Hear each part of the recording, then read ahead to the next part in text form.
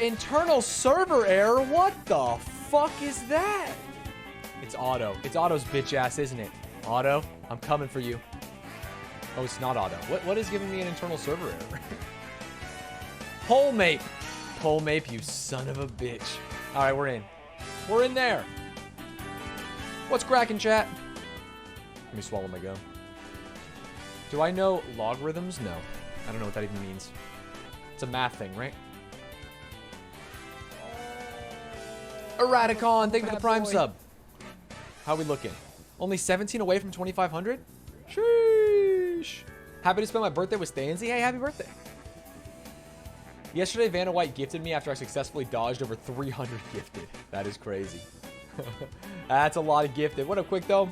What up, Bronco? What up, Bob Anders? Cinnabunny, J-Mod, Alex, Bolus, Baggins. If you see me shivering, it's because I'm cranking my AC at full blast to make it cold in here so that I can turn it off for the show. Last episode, the first half of the show, I had it off, and then I got sweaty, and I turned it on, and you can hear the difference. What's on the shirt? Pikachu. Kind of hard to... Little Pikachu's just vibing. Hey, Stanz. Hey, Case.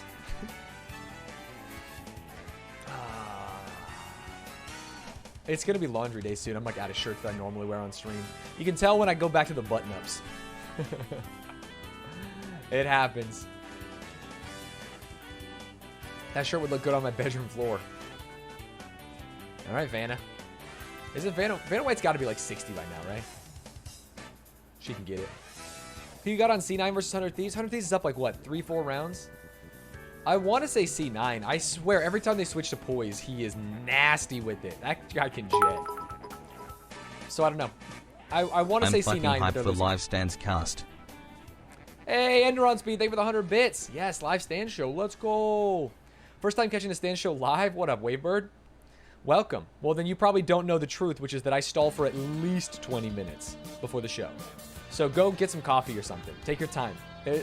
There is no rush whatsoever. Fuck word. Dougie, thank you for the 100 bits. The stalling is the best part. Sometimes an hour, usually about 30 minutes. You're chewing gum right now and you'll eat a cupcake later? What does that mean?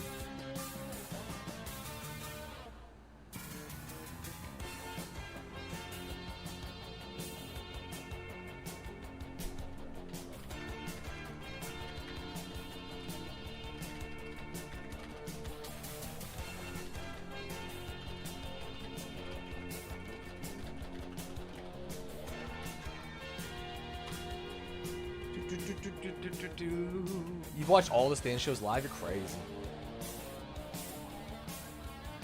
No, you didn't miss the pod. Just went live. Just went live right now. What's the plan for after the pod? I'm not sure yet.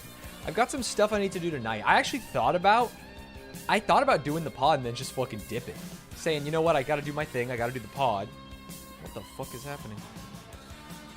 My watch just went sicko mode on me. But I think I will play a couple games. Pay out the prediction? What was the prediction? Do they make the comeback? This was in the game with Ludwig where we were down 50 kills. Yeah, that would have been crazy. Whoever believed on that needs help. They need to go to a mental institution. That was a tough one. Yeah, so I'll do the pod in about 15 to 20-ish. And then I'll figure it out. Good week. So last week it was no esports news. I had to dig a little deep. This week it feels like there's pretty good news. So I'm not too worried. And some good user questions. I actually can't keep this AC on. I said I was going to keep the AC on because I wanted to chill it in here before I start the pod. Maybe I'll do that right before the pod goes live. I'm fucking freezing, dude. Are we going to do any of the games written down on the God Gamer notepad? Not today, but definitely yes in the future. Yeah, that's exactly how I feel, Poyos. You get it. You understand me.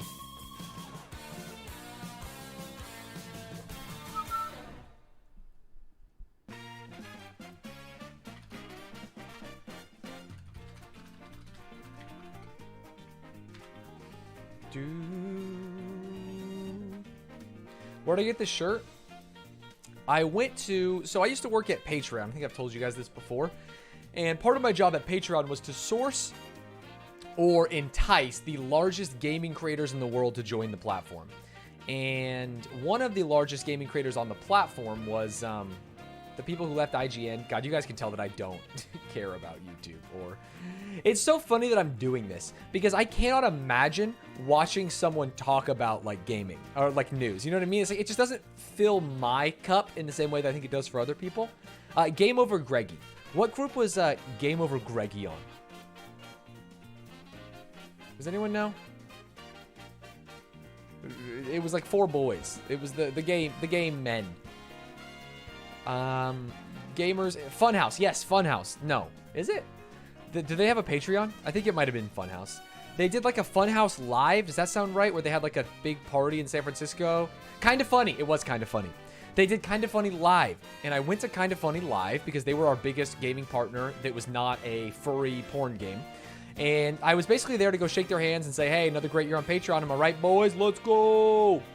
And I go there and I see a guy wearing this shirt, the shirt that I'm wearing. And I think like, you know what? I'm a shy person. I'm not the kind of person who likes to talk to people. This is an opportunity to build upon that, to flex my muscles because I like that shirt. And so I go up to the guy and I go, hey, man, I like your shirt. He goes, oh, thanks. And I was like, hey, where'd you get it? I might want to get one myself. And he goes, I don't really know, man. Like Macy's, maybe? And I went, cool, cool. And then I walked away. And then I went to Macy's and bought this shirt. So there we go. Puma Tuhito, thank you for the gifted sub. Have you heard of the live profanity and swear filter Intel is launching? No, I haven't. That sounds very interesting, though. Is there a story behind the astronaut suit? What astronaut suit? Do you mean this? There's definitely a story behind it. Yeah, absolutely. Absolutely. Wouldn't you like to know? You might have to watch the RimWorld videos on YouTube. I was listening to your song last night. Still goes as hard as it did live on stream. Wait, what song? The song for the Stanz show? That's Round Ball Rock, but like similar. What up, Vex? They have sliders for how much white supremacy you want to filter out? I don't believe you. That sounds like an April Fool's Day joke. Oh, Hamilton. Yeah, no, Hamilton was goated. I was crushing it. Crushing it, dude. That seems crazy. Maybe it'll be a bonus episode sometime. Will your Minesweeper saga be a YouTube video? I'm not sure. I'll ask the editors if it was fun. I had fun. I thought it was funny. I thought the simulation was funny. Someone posted the clip of me losing on like the last bomb to LSF, and the comments were so funny to me. It was like, hey, is this guy handicapped? Because how do you lose at Minesweeper? And then at the bottom, someone was like, it's really funny because he ran all these simulations in quotes. Oh no, the simulations, not the simulations.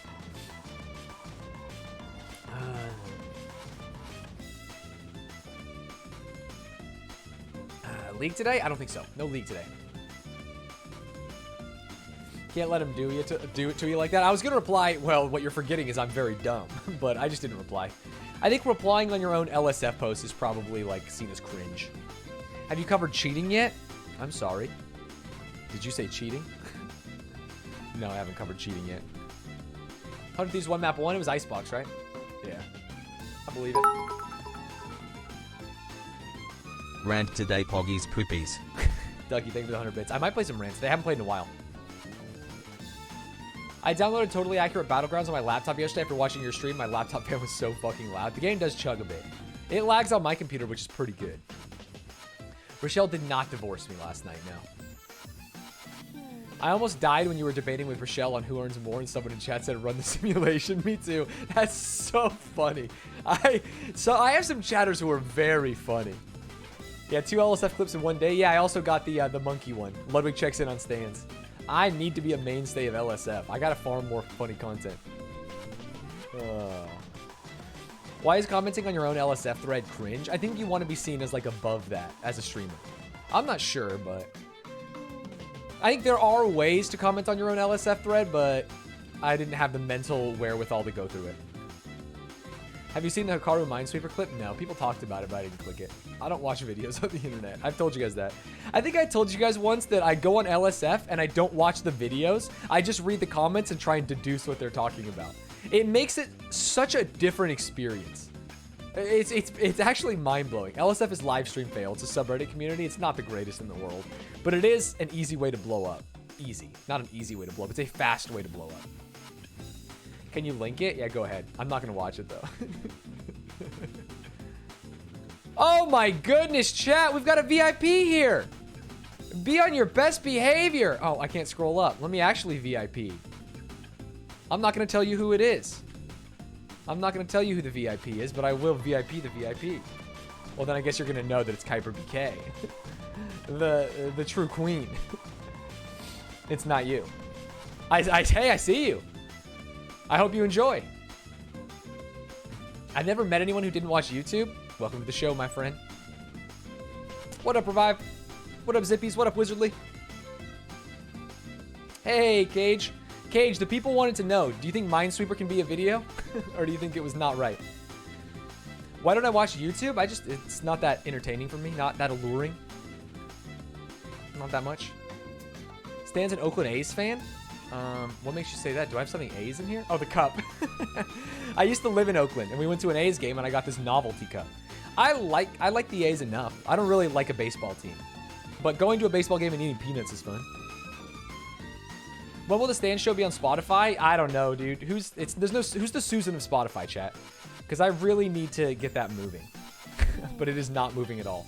The crazy thing is Spotify took a long time for esportsmanlike conduct to get approved on, but it got approved on Apple Podcasts in like 2 seconds. I don't know why we haven't even been on Apple Podcasts.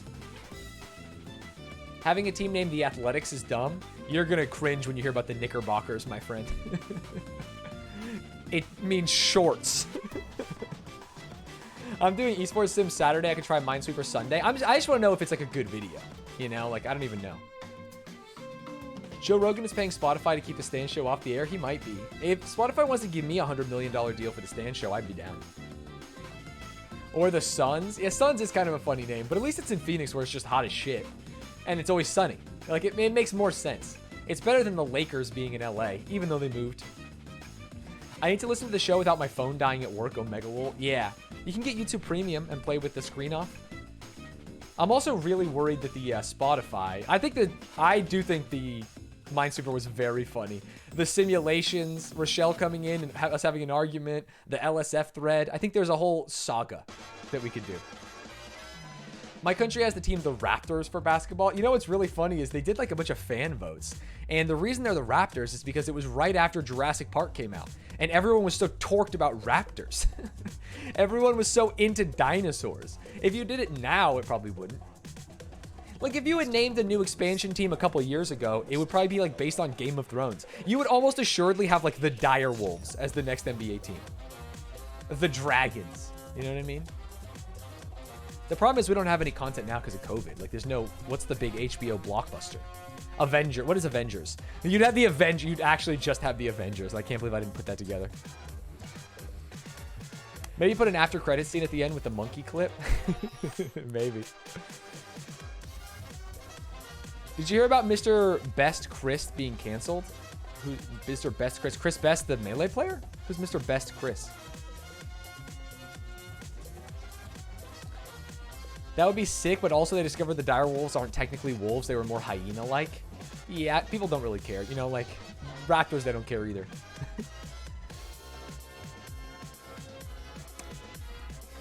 Do they mean Mr. Beast? Oh, I have no idea. Did Mr. Beast get canceled?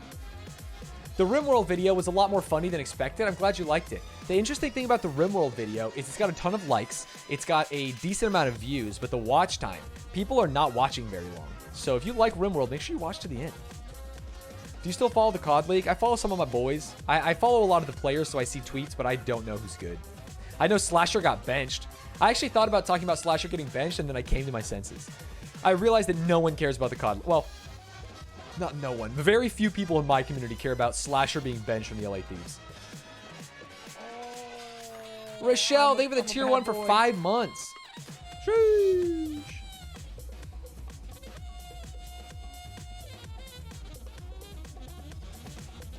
Toronto Pollos Tacos. Yeah. Makes sense. Oh. I love the COD League, but even I couldn't be asked to watch a vid. Oh my god, chat's moving too fast. They won't even know that I'm crazy. A vid about Slasher being benched? Yeah, exactly. There you go. I honestly think RimWorld's tough on YouTube because it's not very colorful or easy to visually parse at a glance. Yeah, so I'm trying to make the story exciting, but it's tough. I love that people have been subbed to you longer than I have. People have been subbed to me for exponentially longer than you have. I have 4-year subs. You've been subbed for 5 months. Fake fan. RimWorld was super muddy. I couldn't tell what was happening. Yeah, it's tough. I should open the curtains looking a little dark. Rochelle, I don't get it. Rochelle loves telling me what to do. I just stream every day, you know, crested 2,500 subs, content's going well. She's telling me, you need to go get a nice haircut. You need to open the curtains. I don't. What is happening here? You've been subbed for 5 months. You think I let a 5-month sub talk to me like that? I don't let 5-month subs talk to me like that. You better be subbed for a year before you even think about telling me what to do.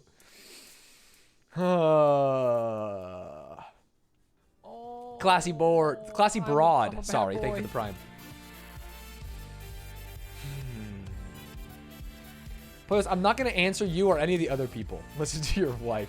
Chat, we've got a special guest here. I wasn't going to spoil it for you, but Kuiper BK is my mother. My mother's in chat. You can tell that I'm being a little more clean-mouthed. I'm not saying fuck this and fuck that like I would normally do. How crazy. I wonder if she's excited about 100 Thieves getting 2 new owners. I think that's maybe why she tuned in. She was like, hey, this this could be some big news. Maybe I can get into the esports world, you know? Who knows? I'm a bad boy. Vitamin C33, thank you for the prime.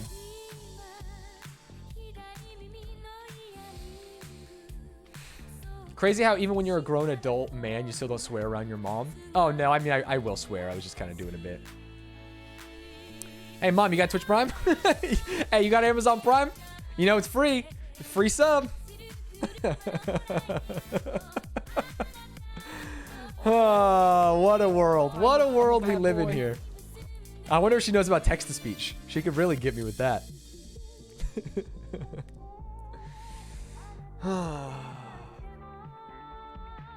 Cool that she tuned in to support you. It's very cool. People tried to cancel Mr. Beast and Chris for old homophobic tweets or videos. Mama Stanz, does she know about the caterpillar? She's the one who taught me the caterpillar. Fight Norian, thank you for the tier 1 for 3 months. Always a big fan of the stream. Thank you. Stan should play Minecraft and talk like Sykkuno, then you can make the Tesla payments easy clap. Oh, thanks, Brady.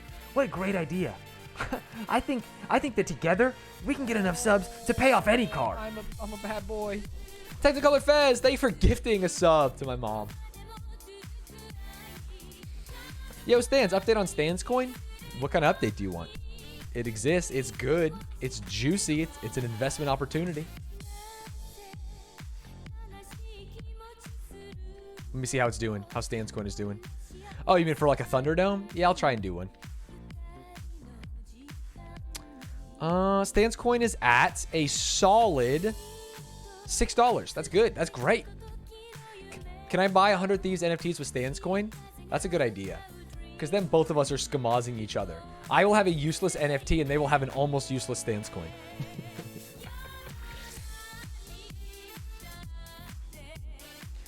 When you do Thunderdomes, the price goes up. It does go up when I do Thunderdomes. That is true. I will give you that. What is today's episode, by the way, chat? Episode 8? Panda Diff, thank you for the prime sub. Something like that. Sub goal 2,500. I record a podcast without stalling for 2 hours. I refuse to buy Stans coin until I can beat him in Rocket League. Did you see me play Ludwig? Did you see me play Ludwig? Can I buy an NFT of steel throwing in CSGO? I mean, theoretically, they can mint that. Just remember that NFT art is cringe and weird. Crazy stat. Rally is the #3 stream team on Twitch over the past 30 days. Really? What? Oh, Ludwig is on Team Rally. Oh, Dominic, you've been jebaited. Ludwig probably joined Team Rally back when he did the rally game.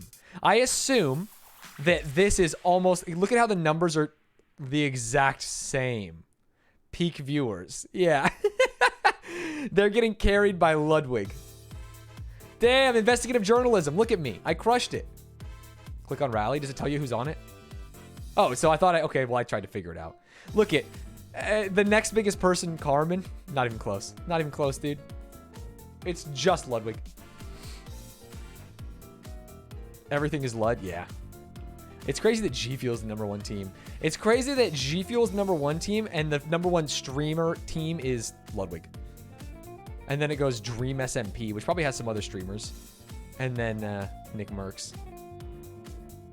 Wait, Hikaru's on Nick Merck's team? Oh, it's UTA. It's actually United Talent Agents or whatever. Oh, interesting. But it's all Nick Merckx. Holy shit. What a hard carry. I mean, if I'm Rally, I'll selling the shit out of those stats. Well, yeah. But if anyone does a modicum of research, they would realize. Even just looking at this page, it took about 2 seconds to see that Rally and Ludwig had the same peak. So you're like, okay, it's probably just Ludwig. Teep got signed to Envy. Pretty cool, I guess. He has a Warzone creator, right? What up, Trevor? Interesting. I want to get a G Fuel sponsorship. What are those teams? These are teams on Twitch. I actually had never heard of this website. Thanks for sharing this with me, Dominic. So on Twitch, for example, let's say I go to twitch.tv/Ludwig, my favorite streamer. And I'm watching my favorite streamer pick some music for his stream. And I see that he's on the team Shill Gang. I can click on Shill Gang, and I can see that it's him, Slime, Melee Dom B, and Sad Contest. This is basically a way to aggregate statistics so that you can have things like this. Rally has a ton of people on their team. And by a ton, I mean 10. They have 10 people on their team. Is that all 4 of them? Is that the Shill Gang? Look at them. Look at them. Those handsome boys.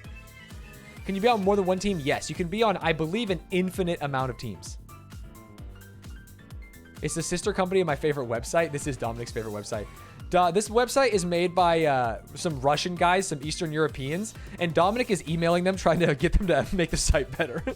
They're like, hey, take a quick smoke break. Let's see how Stanz is doing. Let's check out the old Stanz content. Join every team. It doesn't help you. Joining teams doesn't really help that much. Okay, most watched channel, Ludwig, then XQC. That's what I love to see. By 2 million hours. Obviously, he's been live constantly, though. No one wants to see my personal stats. Here's the crazy thing. They do. I think this is actually really interesting. People do want to see my personal stats. Why has Rochelle been so angry lately? 5 months sub. She used to not even come in the stream. Now she comes in here and talks shit. See, Stanz wants to see it. Dizzy Yang wants to see it. Upwind Throne wants to see it. See? Let's see how we've been doing for the last 90 days. Eventually. Oh, what was this? A raid from Ludwig, probably? 5,000 viewers for Rocket League? Oh, no, this was... Wait, what? This was when... Was this when I was commentating Ludwig versus Atrioc? Maybe? Something like that? Interesting. Where's the trend? Give me a trend line, dude. It feels like I'm not really trending in the right direction now that we look at it like this. Although 500, 400, 450, 190. Oh, it's just not actually... Wow, remember when I played Rogue Legacy? Damn, time flies. This is when Ludwig wasn't live. Yeah, but even these numbers, like this 180 looks so big, but it's 90. Whereas these ones are strong. 455, 300. Stanz's followers jumping. Stanz's views jumping. Like, I want this, but with this kind of trending chart. That's what I want to see. Wow, Rimworld doing pretty well. Okay. Views going up. Followers got a big follow bomb on this day. I think Ludwig might have jumped into my stream. I played probably too many games, to be perfectly honest. Game followers rolled out really did it for me. I don't know if this is offensive, but do you think your views are going to jump up once the subathon is done? Yeah. Not offensive, and absolutely. Daily follower gain? It feels like it's more than that.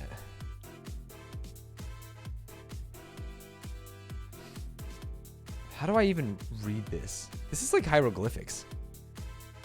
117 game rank, 457 Twitch rank. What's the highest I've been on Twitch? What is that, my green? What's the highest my green has been? I was the #1 for the game on Esports Life Tycoon. 578 on Twitch. It feels like this is the highest my green has ever been. 450? I was the 450 biggest streamer this day.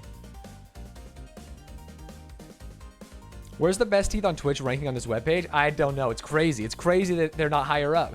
Come on. Come on. I was carrying the category to be sure. I've been the #1 in a lot of these categories. I was #3 and rolled out. #1 in RimWorld. I'm the biggest RimWorld streamer in the world. How crazy is that? I was the biggest totally accurate Battleground streamer in the world. Sheesh. I was the biggest Planet Zoo streamer in the world. I'm really crushing it, boys. I'm one of the fastest growing streamers on Twitch. 1700th fastest grower in terms of followers. What's something you're trying to implement for the stream after looking at stats? Nothing. I'm just looking at stats. Just vibing. Just trying to kill time before I do the podcast, before I'm mentally prepared. Find your niche? Yeah. Big streamer won't say hi to his chat anymore. I said hi to everyone. What up, Duron? Is there a chart for average viewers? It's kind of this, but it's like cringe. It's not even really a chart. I'm a bad boy. It's this. I guess I could make my own trend line. So I have my own chart for social media. Here, I'll pull it up for you guys so you can see it. And I can check my trending. I also have one for concurrent viewership. So fuck Sully Gnome. Sully Gnome garbage. This is Stan's Gnome. Welcome to Stan's Gnome, motherfuckers. This is my concurrent viewership. You can see that I made some big jumps once I went full time, but then the subathon really cucked me a bit. Are you playing RimWorld after the pod? Not today. YouTube subscribers going up. Instagram going up. TikTok going up when I made all those posts. Twitter going up fast. Twitter going up well. This one might be better. Maybe. I gotta cut Lud's internet. Oh, I was thinking murder him. I was thinking kill the man. There we go. How often do you enter in the data for it? Every week. Kind of. Sometimes I forget. And when I forget, I average it out. Like this 4,700, there's no way I had 4,700 followers on Twitch. You can tell that I just phoned it in this week because I completely forgot. Something like that. But hey, not bad growth. The podcast. Oh, the podcast I don't have any trends for yet, but we're already over 4,000 subscribers, so that's pretty good. Do you have any plans for the week of content after the 31 days of subathon end and viewers hard rebound? Nope. No, Meggies. I'll think about it once I get closer. Can you see your viewer geographical split? Yeah, I can see it on Twitch. Maybe there's a way to automate it? Probably. I mean, I'm sure there is. I asked Ludwig, like, hey, is there any better website for stats? He's like, I just use Social Blade, dude. And then I go to Social Blade. Social Blade blows. The stats are bad. It's hard to get. So I had to make my own. Especially because I wanted to see all these little charts. I think you'll have a meteoric rise after the subathon ends, so you aren't getting your time space crowded out. I mean, I hope so. I did get hella gifties. I'm rich. I am sub-rich right now, chat. We're only 7 away from 2,500 again. Stanz, after analyzing these charts, it looks like you're the breadwinner in your household. Don't say that too loud. There's only 3 minutes left on the clock. How much closer can you get than that? He went to 6 seconds last night, didn't he? Forbidding! Forbidding! Thank you so much for the Prime sub. Did you message Connor about the Stand show? No. I did not. Not yet. But I will. Damn, it feels Seth, good. thank you for the 7 gifted. It's always Seth. It's always Seth. I mentioned subs. Seth comes in. Give 7. Thank you, Seth. We're back to 2,500. It's a good number. A good, strong number. It's funny because every week I tell Rochelle, I'm like, we just got to stay above. Like, when I first started, I was like, we just got to stay above 1,800 subs, and the money will be fine, and it'll continue to grow. And then we hit 2,000. I'm like, okay, I know it's the stupid tattoo. We just have to stay above 2,000. If we can stay above 2,000, we'll be doing well. Damn, and then it was 2,250, and now it's 2,500. It's like, hey, if we can stay above 2,500, we'll be doing fine. We'll be doing fine. Ketone, thank you so much for the 8 gifted. Are you a keto man or woman? Are you ketoned out of your mind? Dougie, thank you for the gifted as well. Bad boy. Now we're just 1 away. Did you see what happened? To what, Emilio? I did not see what happened. Oh, it's Keaton Ed. Oh, I thought you were ketoned out of your mind, dude. Keaton Ed. I lost 3K in Rally trying to transfer it to Coinbase. That's tough. Did you still come out on top? You should not have lost 3K. The gas transfer fee is not that much. Because I transferred some and I did not lose 3K and I transferred a decent amount. By the way, Stanz, I'm going to sell Stanz coin and buy myself a second monitor, all from beating your ass in Pokemon. I'm happy to hear that, Brady. Brady, shouldn't you be in school, dude? Keaton, thank you for the subscribing yourself. I love me, babe. Thank you for the gifted. Do you think cold calls work, and would it be beneficial for some streamers to do so for ads? Like to find a sponsor? Yeah, definitely. I mean, it depends on how big you are, right? I transferred it to the wrong wallet because Coinbase isn't supported. You have to have Coinbase wallet is supported, but Coinbase isn't. Oh, you mean you lost all your money? You just sent it to a nothing existence. Oh, that's awful. Oh, that's terrible. Bronco, thank you for the gifted. My sub got forgotten about a while ago. What, you forgot what, your sub here? You use Coinbase? No, Coinbase wallet works, but you can't send it to your Coinbase. There's two different things. Coinbase and Coinbase wallet, although they're run by the same company, are two different products. You cannot send your Stanz coin or your Rally coin to Coinbase, the website, your account on the website. You have to send it to a Coinbase wallet. It's crazy, hustle. I am one off the sub goal now, which is really crazy. It's just crazy.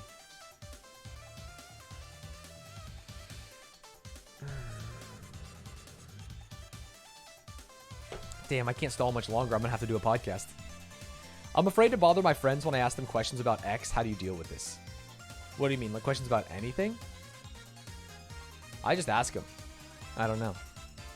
I think that they're your friends, so they probably don't see you as a bother. I mean, if I message Ludwig every day, like, what game do you think I should play? What do you think of this thumbnail? What do you think about this title? Like, of course, that would be not good. But if I ask him a question every so often, I think that's totally normal.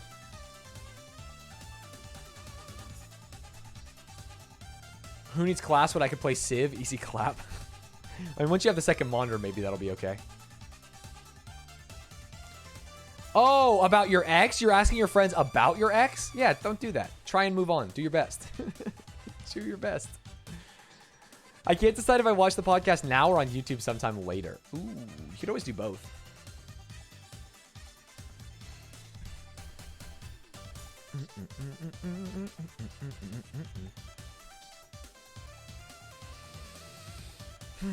Why am I not on full screen? Why am I just looking at this Reddit thread? Well, whoopsies.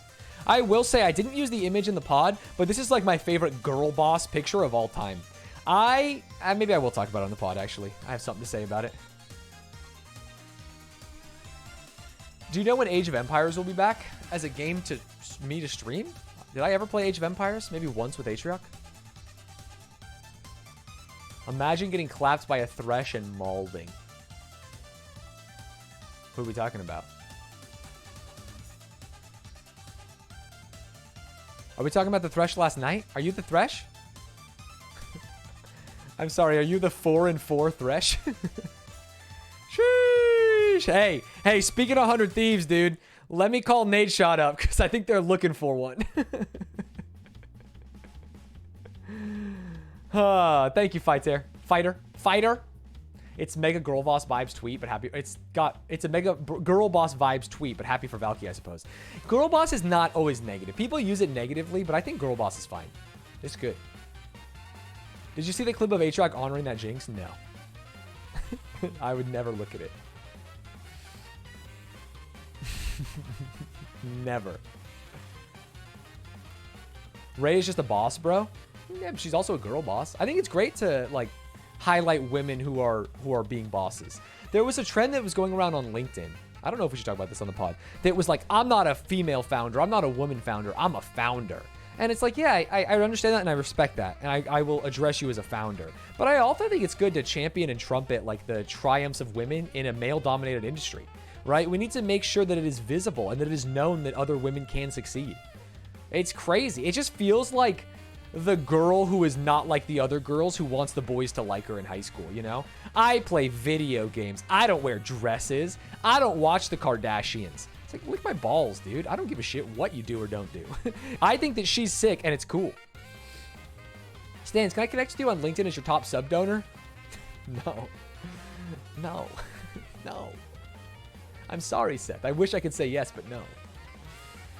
Should hire me. I'm not good at any games, but I'm white and play Minecraft. Shit, you should just start a YouTube. Then what's the point of donating? You tell me. You tell me. All right, I'm going to run a quick ad, and then I'm going to come back and I'm going to do the podcast. I'm just running an ad so that we don't get any pre-roll ads for people who come in during the recording. I'm going to grab some water. I will be right back, folks.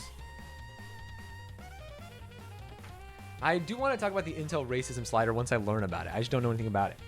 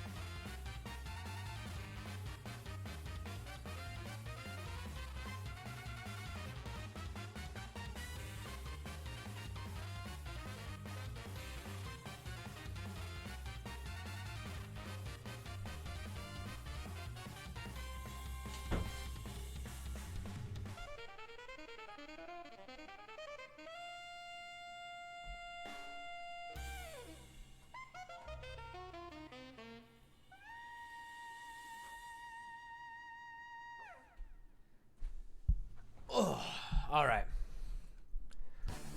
I'm back.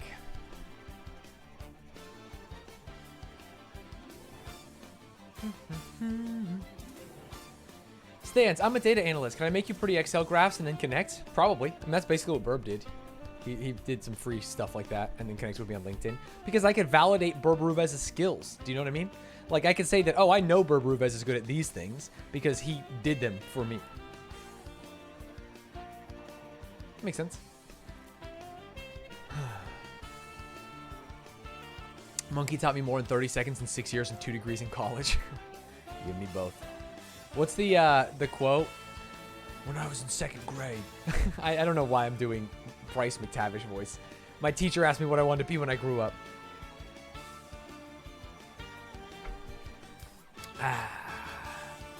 Send me some numbies and I got you. I mean, that's the problem. I don't have them. My numbies are all public.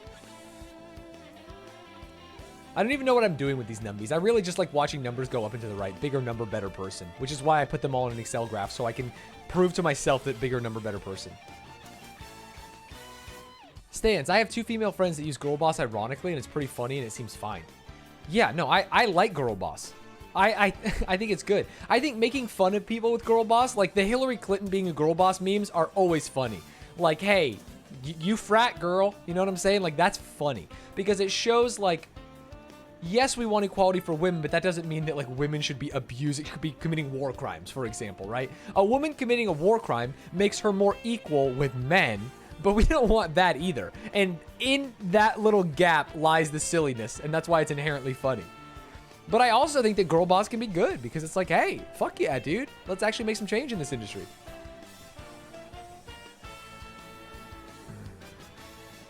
I think normalization of gender rather than separation is good, though.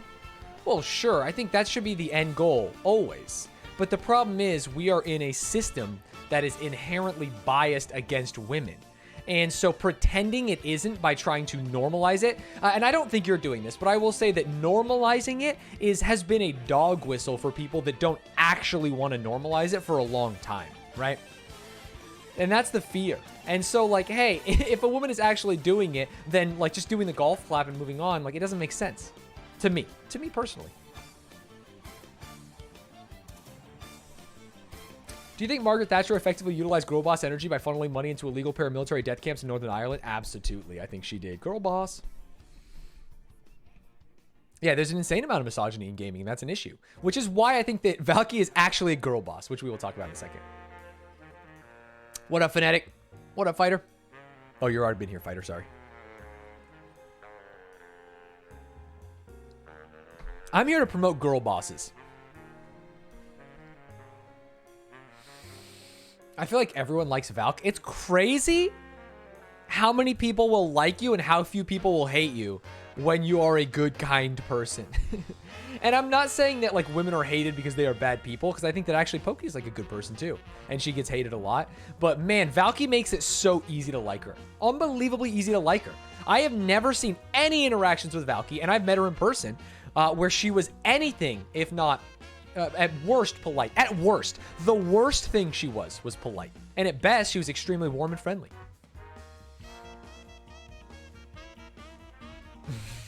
Rochelle is the girl boss of the house. She does have big fracking energy. I believe that QAnon is a woman and hence is a girl boss, potentially the girliest, bossiest girl boss out there. I mean, QAnon isn't a woman, right? It's just two guys from 8chan. How did I meet her? Maybe I'll talk about it on the pod. It was pre-pop-off, which is kind of cool. Ooh, my voice just cracked as a 28-year-old man. You're going to become the best OCE Valorant Marshall player. Are you? Good luck. If anyone can break the glass ceiling of the industry, I believe it'll be Valk. Maybe. I hope so. Founder of 8chan, very likely, but never confirmed. Yeah, but it's like all the evidence points to it. If it walks like a duck, if it quacks like a duck, it's probably a duck. Every time I come back to stream, you look better. It's because the beard's growing in. I shaved the mustache, and then I had just baby face, and now we finally have at least a little bit of stubble. Yeah. Are you going to do the podcast? Yeah, I'm going to do the podcast. Don't worry.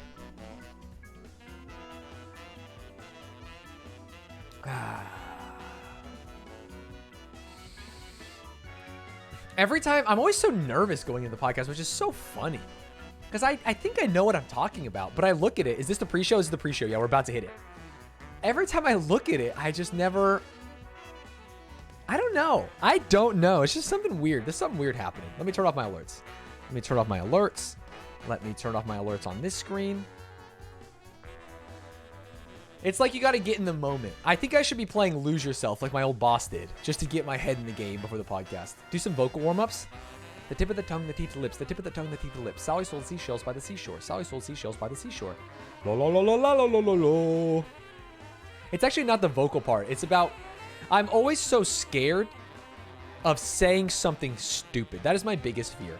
I am the kind of person that reads the YouTube comments.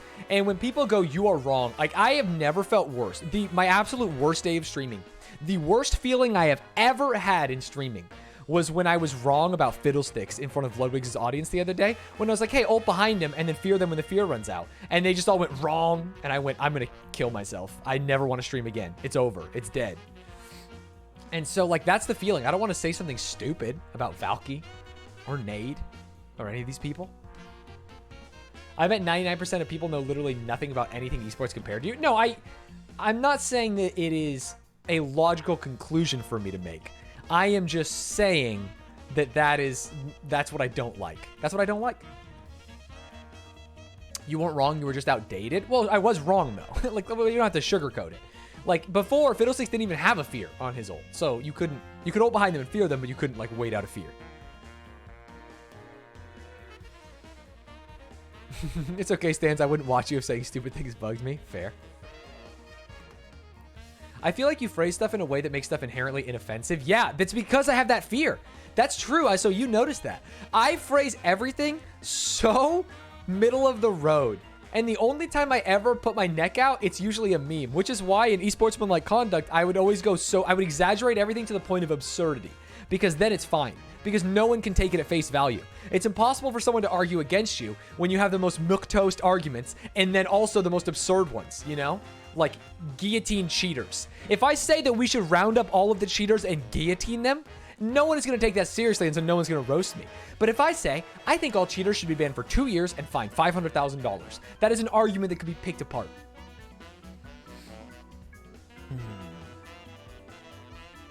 That's me. There's an MMA analyst I watch who does the same thing, and he gets flamed for it every time, but anytime he takes a stand, he also gets flamed. Yeah. People on the internet are flamers.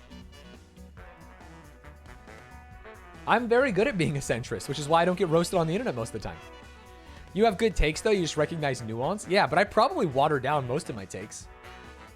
I would say I water down a significant amount of my takes. Because, like, I don't want to get fucking blasted. What if I'm wrong? What if I'm stupid? When I took the political test on my YouTube, there's a video. I was pretty centrist. I was center left, but I was still center. I think the only time I've heard you have a strongly one-sided opinion was on the hot tub stuff from a couple weeks back. Oh, yeah. Well, when I know I'm right. When I know I'm right, I don't give a shit if people call me wrong. It's just that most things, there's so many levels of nuance and shades of gray. Like, on most things that you can't actually get to the right answer, but I'm so confident in my take about hot tub streamers. Do a hot take episode where you just say shit you believe and say fuck it, go offline for the week? Yeah. What was my take in TLDR? That I have no issues with hot tub streams, and that almost everyone who has an issue with hot tub streams, it hates women. Or has an issue with women, I should say. It's so funny because it's not like a moral thing. It becomes a moral thing, but I know it's not a moral thing because these same guys are cooming. I truly don't understand where this vitriol for women comes from. I truly don't get it. Yeah, Cutie's take was great. We have not ended up discussing it because she's on a break right now, but I would love to talk to her about it, even if it's offline. I think that is the biggest thing to worry about. But I don't think that the burden should be placed on the hot tub streamers themselves. Why would we blame a hot tub streamer for someone who watches them harassing women? Let's stop the harassers. I understand it can be frustrating for these people to come to your platform, but don't blame the content creators. Can't you say hot tub streams don't fit the Twitch brand? Well, sure, but then you'd have to say that, like, vlogging doesn't fit the Twitch brand. If you're not playing a video game, you don't fit the Twitch brand. Right? Hassan doesn't fit the Twitch brand for talking politics. You know what I mean? Amaranth's chat is the worst thing I've ever seen. Have you ever been in Train's chat? I went in Train's chat once, and it was so much worse than I ever would have expected. This was like 6 months ago. Every few months, I try and be a content creator. I try and, like, watch other people and see what people are doing. And I watch content, and I am just absolutely turned off by the kind of content that's being produced.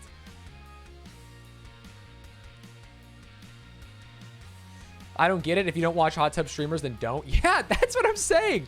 A lot of times the argument, and these are bad faith arguments, are that they are being, like, promoted on the front page. And then you find out on Reddit that these people are getting suggested hot tub streamers because they click on hot tub streamers. The only hot tub streamers that are on the front page are Amaranth, Indie Fox, and then men who do it. You have, like, Jake and Bake who did it. And it's not even it's front page because they have a lot of viewers. And they're doing interesting content.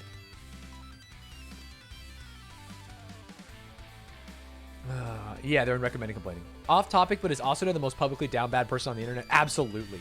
I see a lot. So I use a website called TweetDeck. TweetDeck is a way to organize your Twitter, social media, especially if you have multiple accounts. And one of the features is it lets me see activity amongst my network. And so I can see what a lot of people are liking and not liking. And sometimes at like 2 a.m. if I'm on TweetDeck and there's not a lot of activity, I see Asuna, star player for 100 Thieves, liking thirst traps, at least 50 of them. It's literally big titty Asian girl, big titty Asian girl, big titty Asian girl, big titty Asian girl, big titty Asian girl. It's just back to back to back to back to back. And he's not commenting. He's not doing anything. He's just liking. I think he's just spraying and praying. He's going with a shotgun technique. He's hoping that someone will be like, oh, you're a pro gamer? It's so crazy. It makes me so uncomfortable. He comments now. That's even funnier. Yeah, maybe he's saving for later, but it happens all the time. Can you see someone's liked posts? Because if you click on Asuna and click on his liked posts, it's down bad to be sure. What if Twitch made like an offshoot softcore sister site? We talked about that last week on the pod, or maybe 2 weeks ago. I don't think it's good for the Twitch brand to do it, but I think it's good for Amazon to do it when they have so much web hosting and they understand the business of live streaming. Could you imagine if your Amazon Prime got you cam tokens or something? That's sick. Be cool. OnlyFans sponsors partnership with Amazon's new website. No, you didn't miss the show. I haven't started it, which is crazy. So I should just get it started. Let me turn off my music. Let me take some deep channeling breaths and let me start the Stanz show. Ooh, when the music goes off, it's like the lights in the crowd go up off the talent, or no, off the crowd and onto the talent. They do something. I don't know, man. I've never been on stage in my life. If OnlyFans had Prime, sheesh. That's a good tweet. Actually, should I tweet that right now? Is that a very funny tweet? I read that and I thought, ooh, that is cheeky. That is quirky and irreverent. Is that too far? Is that too far off brand? I am going on a panel tomorrow for how to be a content creator for Gen G. If OnlyFans had Prime, sheesh. Maybe I'll save that one. Maybe I'll just hold on to it for a second. It's just a good post. It's a very good, funny post, I would say. Has the show already ended? No, it hasn't started. You're just in time. Welcome to the Stanz Show. How to be a content creator? Yoink from chat? Yeah, true. Maybe I'll wait till like 11 p.m. or something. You know, I'll do a late one. Tweeting about it in the middle of the day does seem cringe and or weird. But if that's a midnight tweet, I think you get some pickup on it. Right? Wouldn't you think? La la la la la. Oh my God. I get roasted in this chat for eating so many bananas, but I had 2 bananas right now when I was on that little break. I literally walked downstairs and just fucking deep throated 2 bananas as fast as I could. And now I have what I like to know as banana belly. I got banana belly. It's where you have like banana carbs. And I need to make sure that I don't have a banana burp. You ate 4 bananas the other day, you get it. Bananas are great. Nature's candy, dude. I truly love bananas. Oh, okay. No more banana belly. You did not just say banana belly? I did. You got a problem? How do I start this? I just say, welcome to the Stanz Show. I feel like you're all watching me. Why is this always so hard? It's episode 8 and they're all good. People subscribe and they tell me it's their favorite podcast. And I'm sitting here freaking, what's my line? Welcome to the Stanz Show. Say it. Hello, YouTube. Ladies, gentlemen, gamers of all kinds, welcome to the Stanz Show, episode 8. It's going to be a great ep. I think I was down bad last week. I think I was a little bit of a negative Nancy. I think I said I had reached the bottom of the barrel of esports content, and that left a bad taste in my mouth.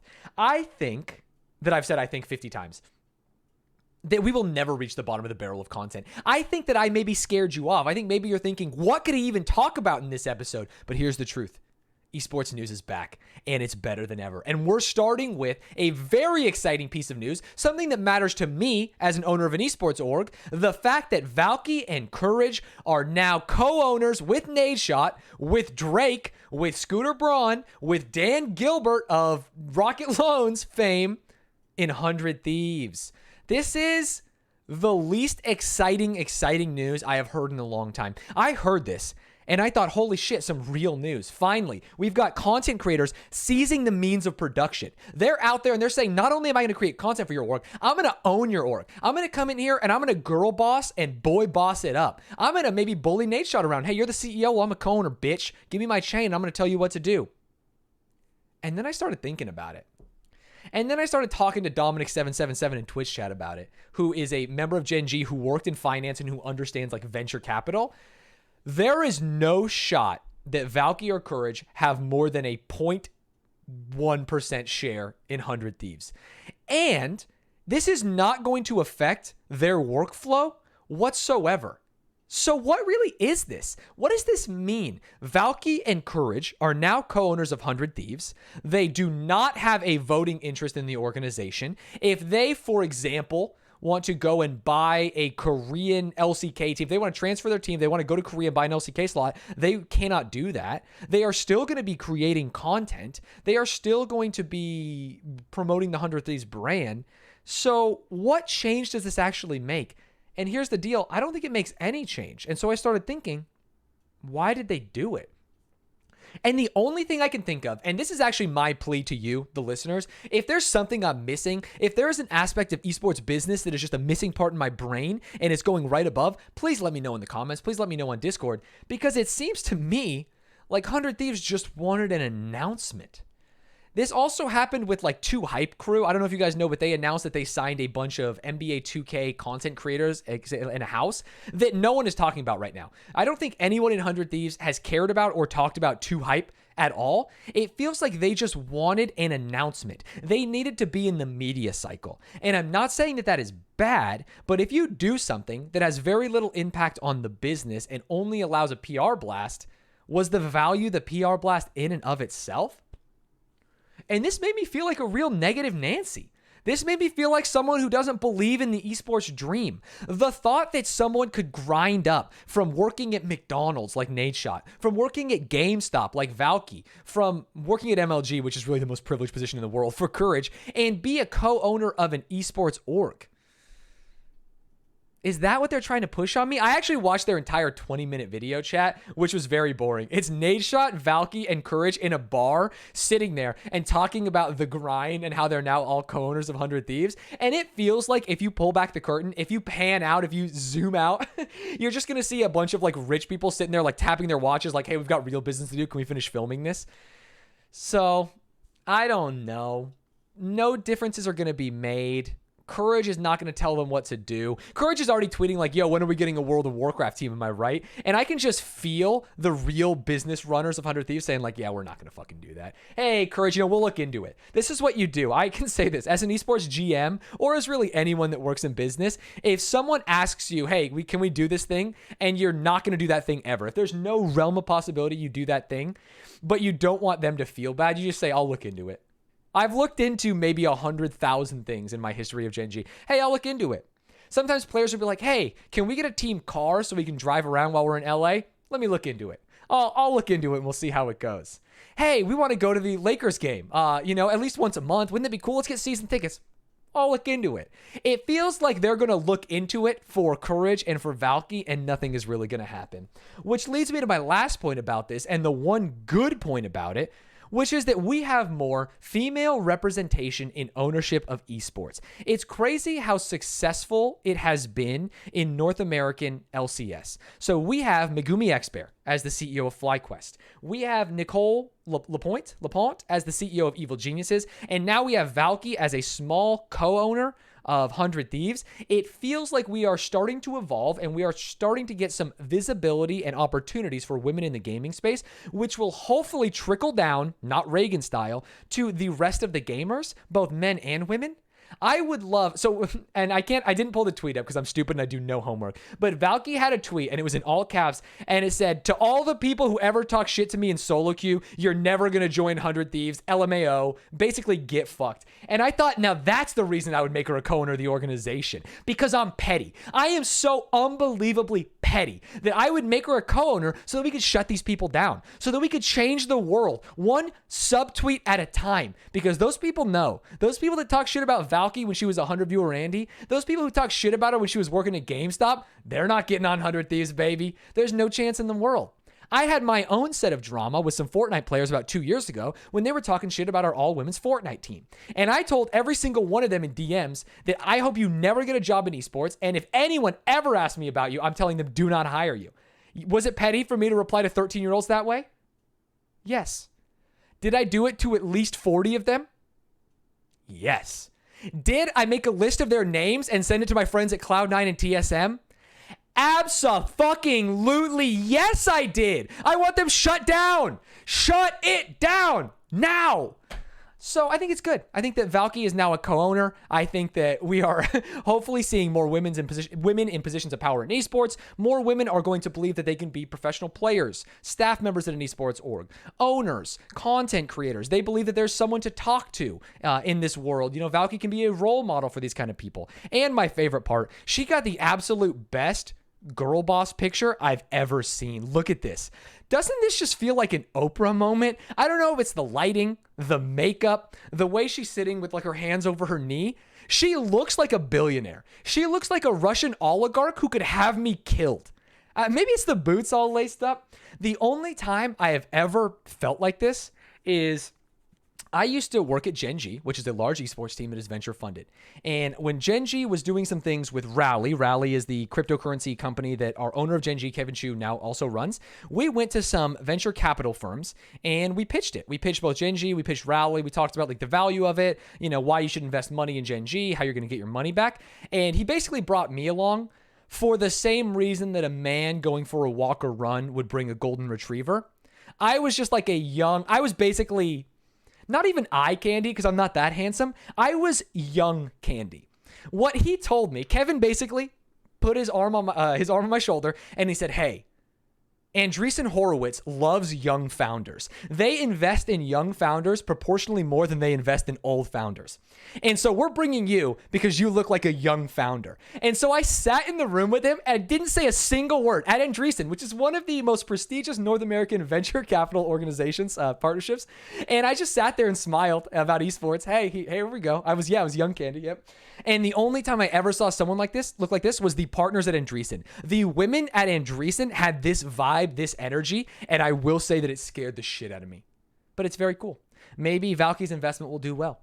Maybe she will continue to grow. Maybe she will get into other kinds of investing, venture capital. Maybe she will be at Andreessen herself one day, and another piece of young candy will go in and be intimidated by her. I hope so. Suffice to say, I think this announcement means nothing. I think it was PR, but I do think there is good that can come of it for women in esports, and I'm excited to see it. That was the big news of the week. Let's get on to section number 2. Cheating. Dirty, dirty cheaters. Why did they do it? How do we punish them? Should we kill them all? I think so. This segment is brought to you by the fact that T1, an organization maybe you remember from League of Legends. Maybe you know them from getting one of my favorite CSGO players converted to their Valorant team, Timothy Ta, Automatic. They have been struggling a little bit in Valorant. They have not been putting up the numbers you want to see, but they have good players. So what does a team that's struggling with good players do? Hire more coaches. Let's try and fix this from the outside, right? We've changed the players enough. We lost Crashies. We lost Food. We lost Brax. We lost our original coach. We brought in a new coach. We brought in players. They're all relatively good. There have been flashes of brilliance, but we haven't been able to put it together. Let's get another coach. And so T1 announced that they were signing someone that I had never heard of, Stunner FPS, as an assistant coach for their Valorant team. It was a fine video. Nothing crazy about it. Guys. It was exciting. I think their mic quality was really bad. David, you got to fix your mic. There was some nice B-roll of videos of this person, you know, winning some events and shit like that.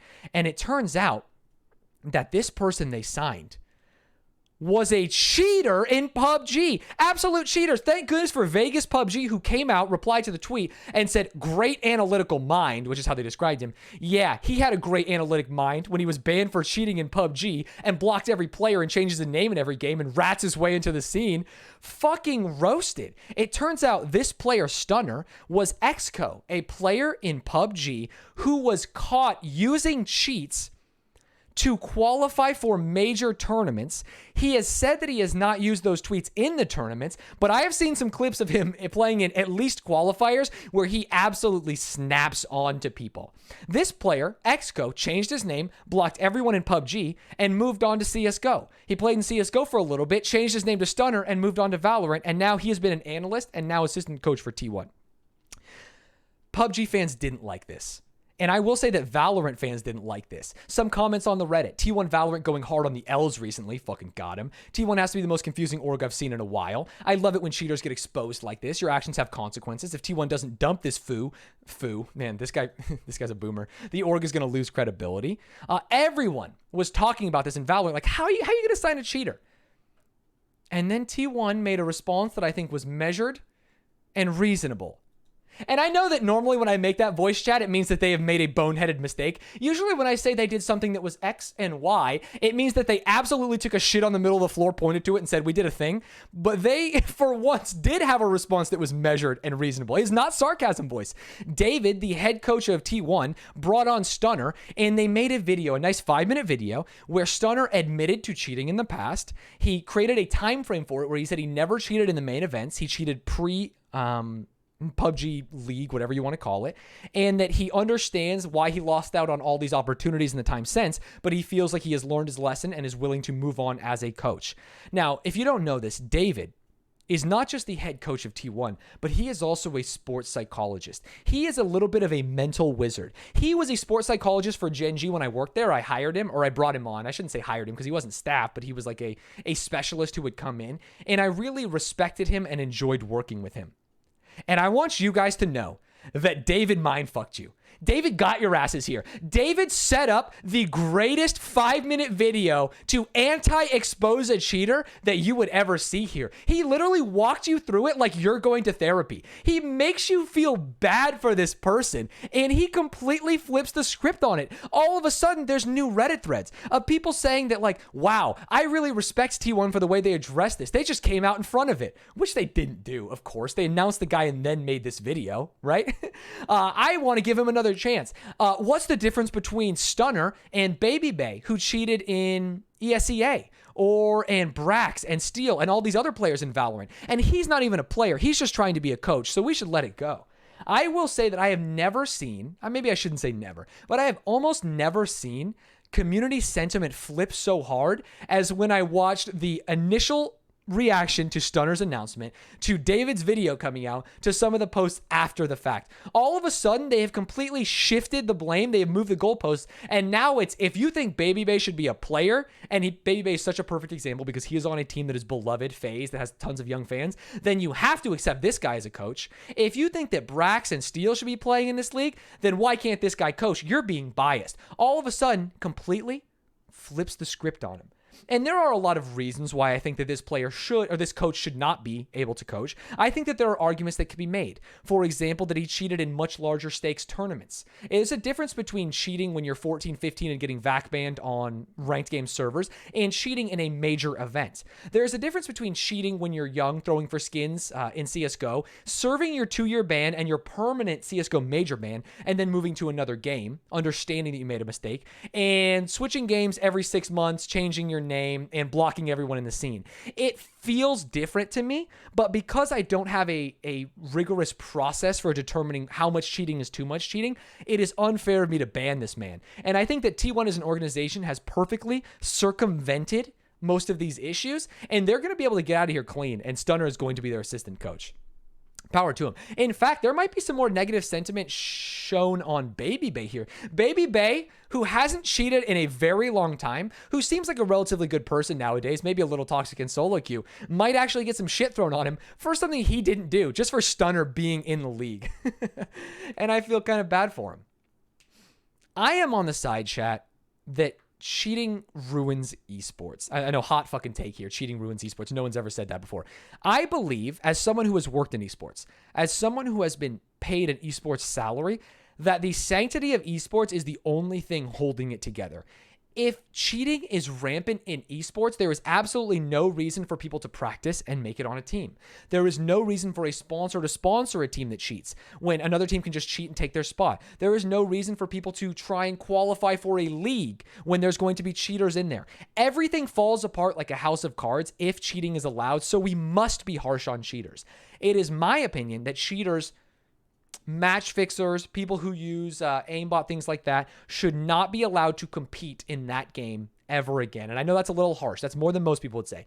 I talked in the pre-show today about not making any inflammatory takes, about being very centrist, about being a very even-keeled Andy so that no one hates me. But the truth is, I don't respect cheaters. I think that cheaters should be banned forever, which is more than most people. Now, does that mean I think that they can't cross games? No. Does that mean that I think that they can't be coaches in another game? No, I think that those are both fine. And I think it is up to the league and the publisher to determine if a player can make that transition. Right now, and we talked about it a little bit in one of our past episodes, Riot is doing an internal investigation on some of these players who threw an MDL and then transferred to Valorant. We're talking about the Shanks, the Marved, the Poiseds of the world. And there is a chance, and I would respect this decision, that Riot says you are not allowed to play in VCT ever. You are not allowed to play in a Riot-sanctioned tournament, and that would be fine. There's also a world where Riot says, this is a different game, and we will be watching closely, but you are allowed to play. And I would respect that decision as well. But I think that if those players had match fixed in Valorant, I would want them banned permanently. This segment was my opportunity to give you my beliefs about cheating, and hopefully maybe not get stoned. Am I stupid? What I've really noticed here is that if you are under 16, you are almost always very liberal with your punishment of cheating. You say like, hey, they learned their lesson. I don't care about this. Like let them play in this game, let them play in other games. And the older you are, the more you say, fuck those kids, dude. And I think I am getting older and I'm turning into a fuck those kids kid. And I am no longer a liberal Andy. So I would actually love to see, maybe I'll run a poll sometime. Do you think that match fixers and aimbotters should be perma-banned? And then the second question, how old are you? And if we can get some real answers, I think we can get to the root of it, which is younger people are more liberal with it and older people are more vindictive, maybe, are more angry. They don't like cheaters in their video game. Who knows?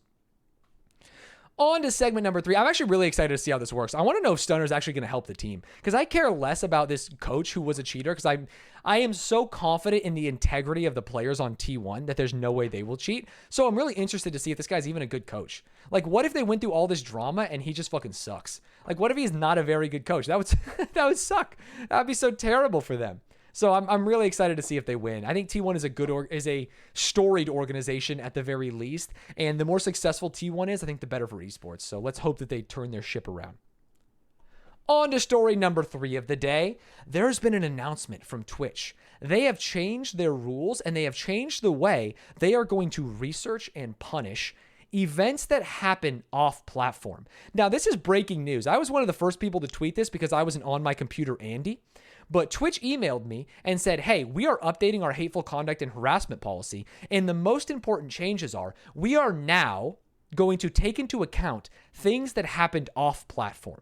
Now, before, Twitch was basically a black box. And they said, if you do something on the platform that is ban-worthy, we will ban you. If you do something on YouTube that is ban-worthy, we will not. Now, of course, there have been some cases of let's talk about like sexual abuse in certain communities where channels have been deleted, but they haven't necessarily said that they will take those things in. And in fact, there have been a lot of cases where people have made mistakes on other platforms, have been deplatformed or demonetized, and Twitch has done nothing. In fact, I think it has been pretty standard for Twitch to do nothing in these situations. And all of a sudden, they are announcing to the world that that is no longer the case. They are going to take outside factors in. Now, this means that I can report someone to Twitch for something that they are doing on YouTube, for something that they are doing on OnlyFans, for something that they are doing on Twitter. And that seems dangerous. I will let you know that there were a lot of young Andys in my replies saying, this is Twitch dictating morality. I don't like this. Twitch is judge, jury, and executioner here. And you guys know me. I'm big government, dude. I'm Chairman Mao in here. I think that Twitch should have all the power. The good news here is Twitch has alleviated some of those fears, and most 12-year-olds don't know how to read more than 2 paragraphs. So instead of doing this themselves, Twitch has farmed out this process to a third-party law firm who will be taking all of these allegations, all of these responses. They basically have created a hotline that says, yo, this person did something cringe off platform. And instead of Twitch making the determination, Twitch, who have been roasted in the past for having like a streamer formed code of conduct panel, Twitch, who have been flamed in the past for having an admin who was giving people preferential treatment in return for nudes and then got fired. Twitch, who has in the past bungled these situations at almost every single step, has finally said, let's bring in the big guns. Let's go out there. Let's get a law firm. Let's completely disassociate from it so that no one can blame us. Hey, if you think that someone deserves to be banned for something they did off platform, talk to this lawyer over here. Don't talk to us because we are not going to do it, but there is a way to do it. You email, cringeman@lawyeremail.gov. Probably not Gov. I don't think the U.S. government is involved. And I think this is good. Now, a lot of the reason this is happening is that we've seen a ton of, and I'm not completely blaming them, and I'm not saying that they are completely without blame, but we have seen a lot of Minecraft stans mass report people like my Queen Caseytron cross-platform. And all of a sudden, they are getting their shit deleted. So Caseytron has been deplatformed on TikTok. All of a sudden, her Twitter is under review. Her YouTube is under review, things like that.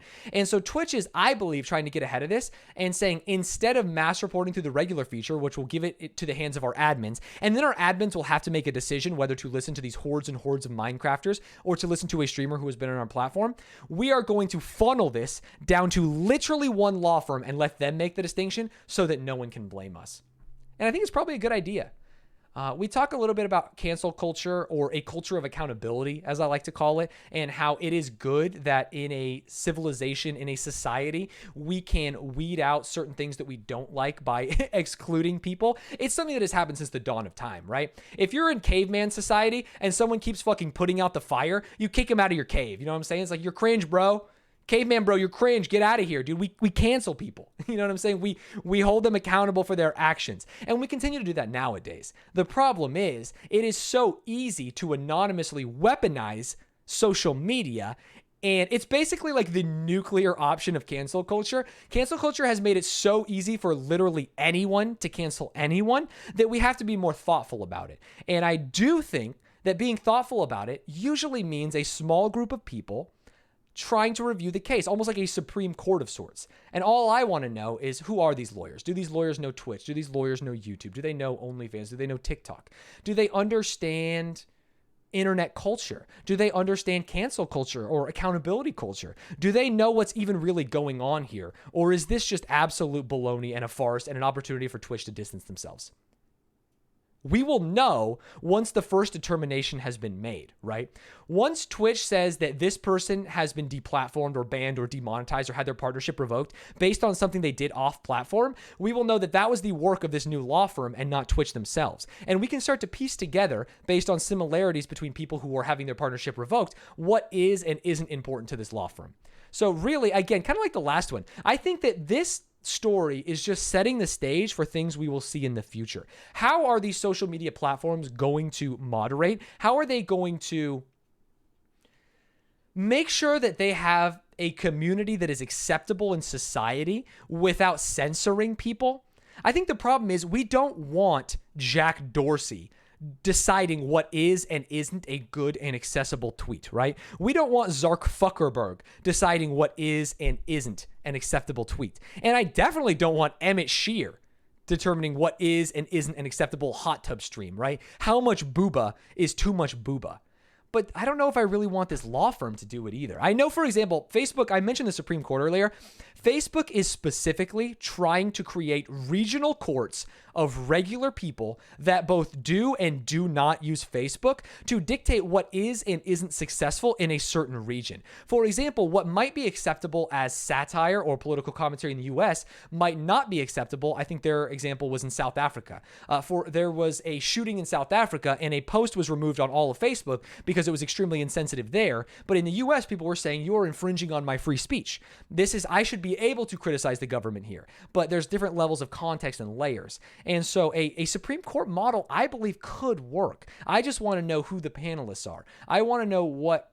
I want rulings. I want dissents. I would love to hear everything about the process so that I can understand if we are evolving, not even evolving, if we are being fair, if we are being just as a society. And I truly think, I know we're getting fucking off the rails, zany, brainy bears here, but I think that social media, interactions with each other, and online censorship are going to be one of the most fucking razor sharp issues of the next 10 years. I think there is not even close to a right answer right now. As someone who studied it, I did political science degree, right? I studied 4 years. I'm also a gamer. I'm in online communities. I've seen Reddit, 4chan.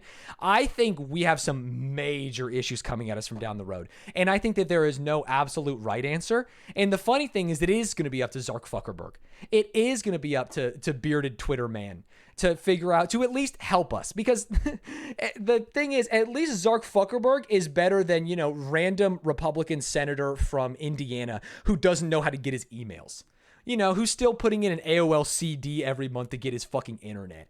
The problem is we have billionaire oligarchs fucking us on one end for advertising dollars, and then we have millionaire fucking idiots on the other end fucking us for political donations, and we're in the middle just saying, like, we're trying to figure out what is and isn't acceptable. I don't know.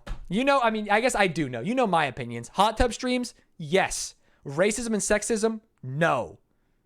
That's it. Make me the czar. I would like to be the absolute czar of what is and isn't TOS on Twitch and DMCA. I'll do it all. I will sit in this chair and I will rule from on high. I will determine what is and isn't acceptable because I have an absolute perfect opinion. I am never wrong, and it would make Twitch a better place.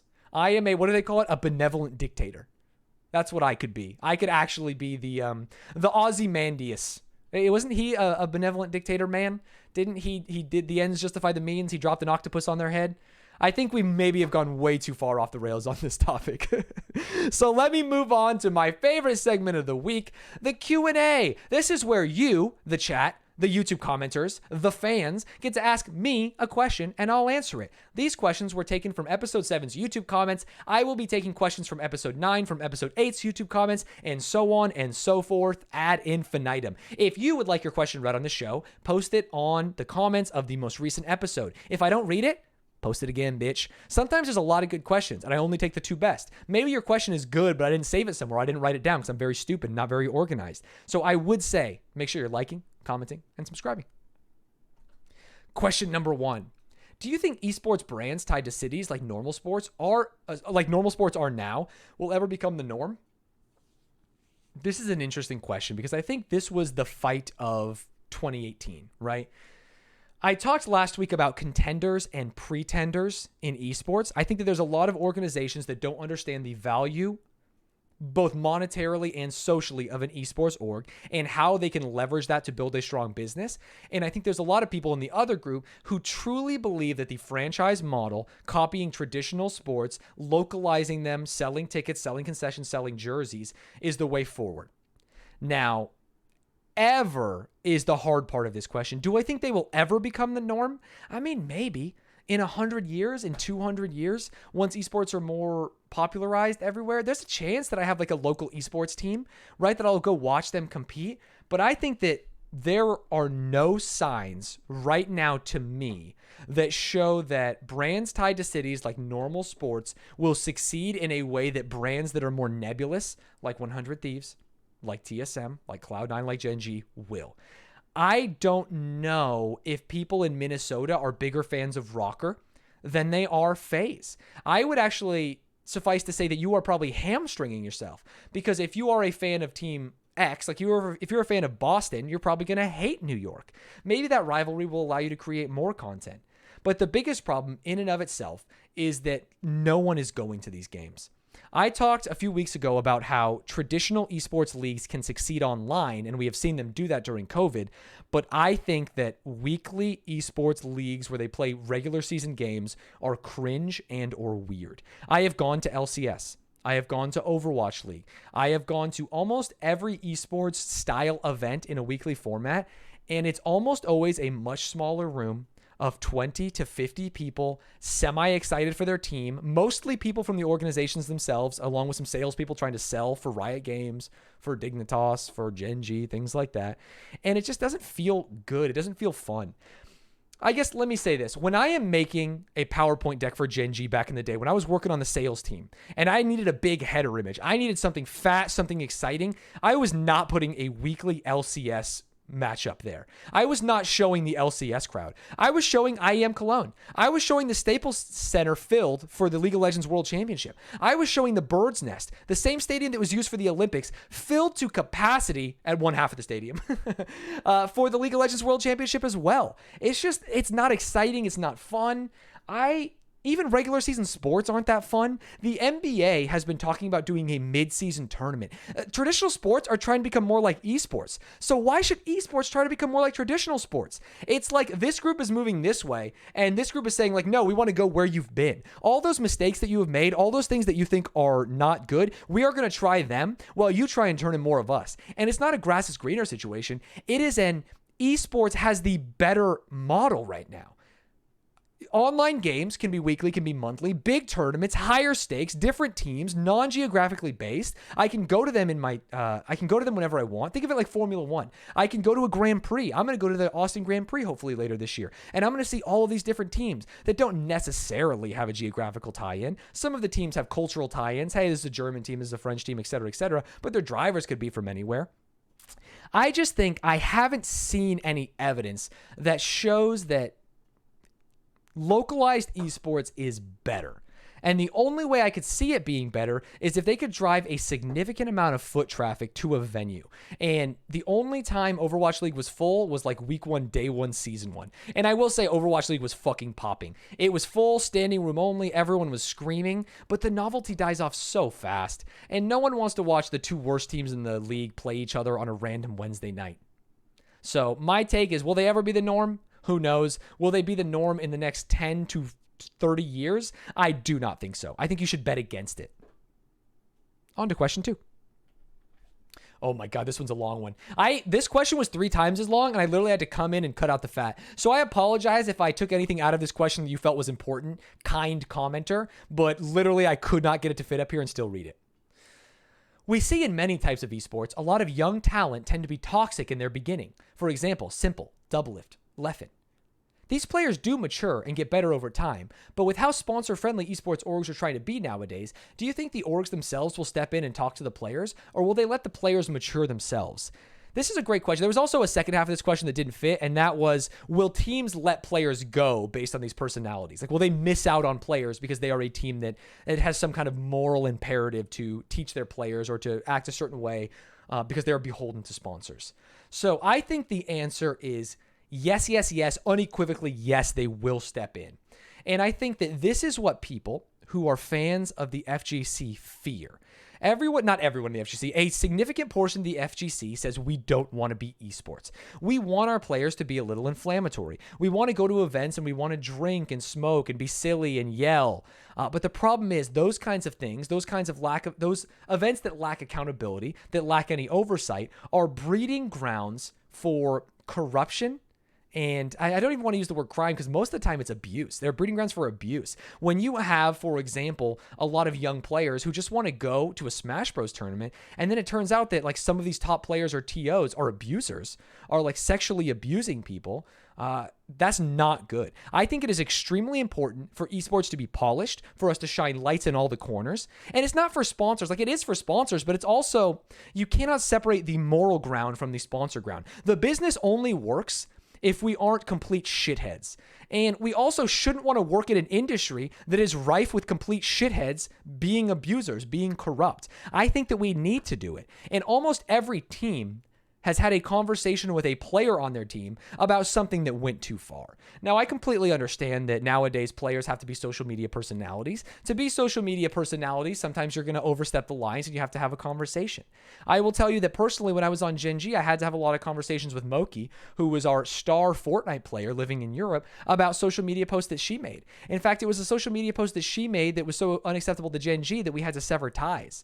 It was something about, I won't pull up the actual tweet, but it was making light of and joking about self-harm and potential suicide. And it's like, hey, this doesn't have any place in our esports. We are a brand that wants to stand up for people. We are a brand that wants to be positive. We are a brand that doesn't want to make light of mental health issues, not only for our sponsors, but for me. As a person, that is something that is important to me. And I don't want to be affiliated with a player as the person who hired them with someone who is going to do that. And I'm sure that TSM has talked to Leffen about certain things. And I'm sure that CLG talked to Doublelift, or TSM talked to Doublelift, right? But let's not say that it's for the sponsors. When people bring in sponsors, it makes me think of the FGC, who believe that corporate sponsors are coming in and sanitizing everything. And on one hand, I don't think they're doing that. And on the other, I think that is good. I think that we should get more money and use that money to make places better, more accommodating for people of different backgrounds, of different abilities. We should make them better for people who even don't play the game, for fans of all kinds. It just seems like this is an easy thing to do, and that if a team is missing out on a player because of their personality, usually I applaud them. I say bravo. If a team doesn't sign a player because they have a history of match fixing, I say nice job. At Gen G, I don't sign players that are cheaters. I don't sign players that have a history in being insensitive about racial, sexual, mental health issues. And it's not because it stops us getting a sponsor, it's because I think it's important. I think it's important for the whole industry going forward. And I think there are organizations that have been burned because they have people in there. I think that a whole organization, XSET, has been created because the founders of some people who worked high up at FaZe felt like they didn't want to be associated with the FaZe brand. They thought the FaZe brand was shackling them down. It was something that both morally and from a business perspective, they did not want to be saddled with. So they created XSET. They said, we are going to create something like FaZe, but that isn't cringe. We are going to create something like FaZe that is open for everyone, men, women, young, old. And I think that's pretty cool. Yeah, maybe they were doing it for the money, but if you're doing it for the money and it's still a net positive for the scene, I'm going to say that that's a good thing, and I wouldn't be worried about it. If your favorite team misses out on someone because that player is cringe, I think you should be even more proud of the team. Hey, but that's just me. The problem is, you guys asked me last week if I would rather sign a player who's an asshole but really good, or a player who's a team player but not as good, and I said the asshole, of course. But there's a difference between an asshole and someone who is like extreme public facing. So maybe what my answer is, now that I think about it, let me challenge myself here. Let me make sure that I am being true. I'm being forthright. I'm being honest. If you can sweep stuff under the rug, if you can do your best to work out issues internally and keep a good player, you probably do it, right?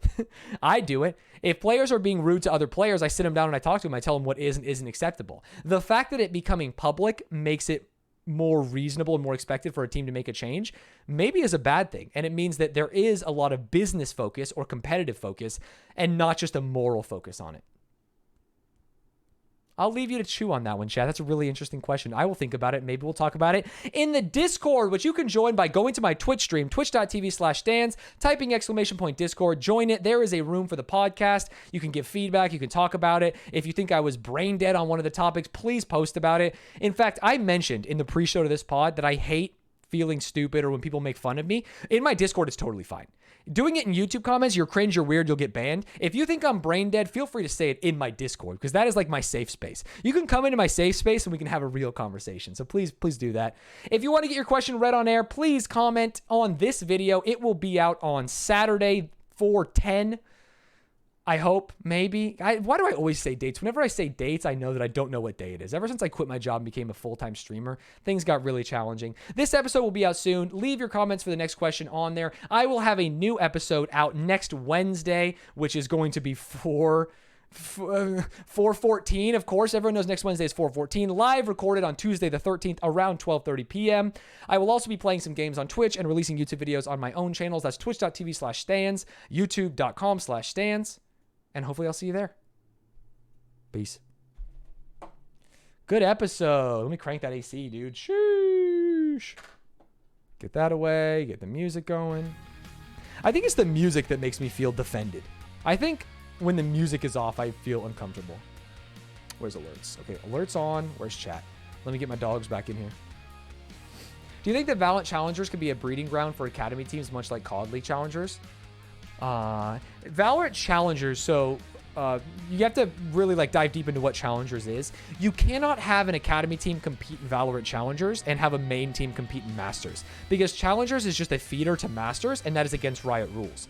What could be a feeder league or feeder events for Valorant would be Nerd Street Gamers monthlies and things like that. A team can have an academy team compete in Nerd Street monthlies. But it's to make, just so everyone knows, you cannot compete in Challengers with two teams. Harry, thank you so much for the 5 months of tier 1. You don't need to say when the video they're watching comes out, but good episode. Oh, that was more for you, the Twitch chat. Baby.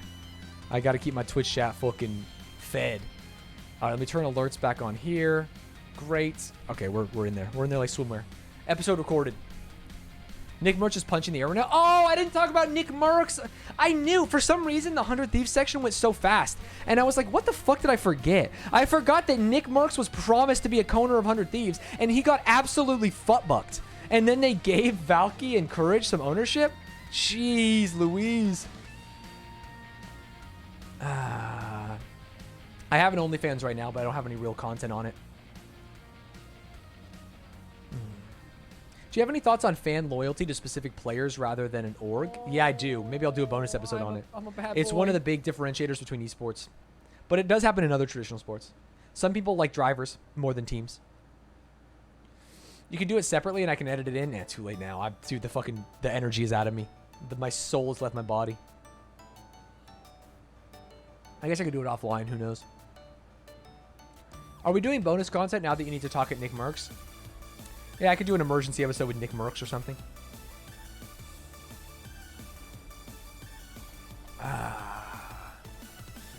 The thing is, I think Nick Merckx has made more over the last 2 years from MFAM than 0.1% of 100 Thieves. I agree. But there's a chance he could have made both. Or that MFAM would have grown faster. Right, I do think that 100 Thieves provided a ton of value to Courage and Valky. Have you considered using the Shorts feature on YouTube to share stream clips? No. I heard that using Shorts on your main channel or on the channel with the regular content really hurts the algorithm and fucks you. I don't know if that's true, though. I don't know if that's true. I like drivers instead of teams because a lot of the teams are so huge, get very questionable funding, and are basically just corporations using F1 as advertising. Yeah. I think it's totally fine to like drivers over teams. Playing any games today or ending early? Yeah, I'll play some games. I'll probably get off at 4, though. Maybe a little earlier, 3:30. I might play like one game because I got some shit to do this afternoon. Some chores to do and then some personal shit to do with Risho. We're making a baby. We're not making a baby, but when I said personal shit to do, it just felt uncomfortable. I was like, what is personal shit we have to do? Red Bull Racing is cringe and Pierre Gasly is my hero. Ah. Gasly kind of shit the bed on Red Bull, though. How do you know how much Ish Valk can afford of 100 Thieves, and what is the motive from Valk to buy in? It's not how much she can afford, it's how much they offer her. Like, I have a lot of money, but I can't just go buy some of 100 Thieves, right? They offered her a very small amount. And that's just because that's how it works. Here's the thing about rich people, chat. They like to stay rich. Rich people do not want to dilute their investment by giving some of it to streamers. They only want to give some of it to streamers if they feel that's going to grow their investment. And so they're going to give as little as possible. I'm in PST.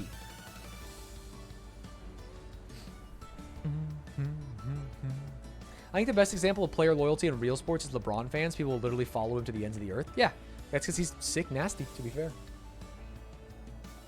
The day of Bitsy, the solo Anivia is done. Today I become Bitsy, the Anivia Viker dual main. Why is that? I thought you were an Anivia Andy. Valky does pull crazy numbers on YouTube. Would you choose Aatrox or Ludwig to be your child's godfather? I would... Don't clip this. Can we be honest? Can we be in a safe space here, or are you guys going to be fucking clip frogs? I would choose neither of them is the truth. That's crazy. They're man children. And I hope they wouldn't choose me. I'm a man child as well. I would choose Ari or Cutie before I would choose Aatrox or Ludwig, respectively. You know what I mean? Would you ever play a game like Tarkov? I played it once and I didn't like it. You'd pick Michael Corleone as yours? Ah, good call, good call. Would I pick Bitsy? Almost assuredly not. Clipped and shipped. Fuck. I'm screwed. I think a lot of esports fans follow players because teams aren't for a region mostly, so therefore people aren't able to connect that way. Yeah, although I will say that there's definitely some teams that have become bigger than players, right? 100 Thieves is the best example. I think that people would follow Scump out of Optic as well. It's just tough. Is Rivals of Aether 2 real? That sounds cool. I liked Rivals. Only problem was when I played online, there was like 7 people searching and they were all so much better than me that it wasn't that fun.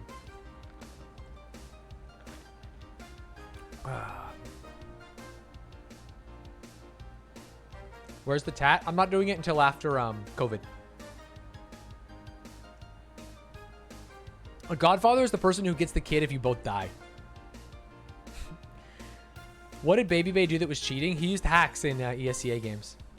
There's a thread from 6.5 years ago where people call him out. His name used to be Flex, I believe. Yeah, he literally used hacks in a game. His defense was he wanted to get banned because he was tired of playing so much. And then he said the N-word. With an A, with a soft A, but it was very weird. It's the red thread's still up. You can still find it. What a gambit, yeah. And then he went on to Overwatch League. Yeah, with a soft A. I mean, what else would you call it? With an A? A regular A? If I become a Denmark citizen, will it make me better at CS? No. Unfortunately, no. The truth is, it's the culture there. If you grew up there, though, you'd have to statistically be more likely to be good. That's half committing. I don't believe him. A godfather is your richest close friend or relative you appoint to give your child gifts you don't want to buy. It's so true. I'm not going to watch the Space Jam 2 trailer.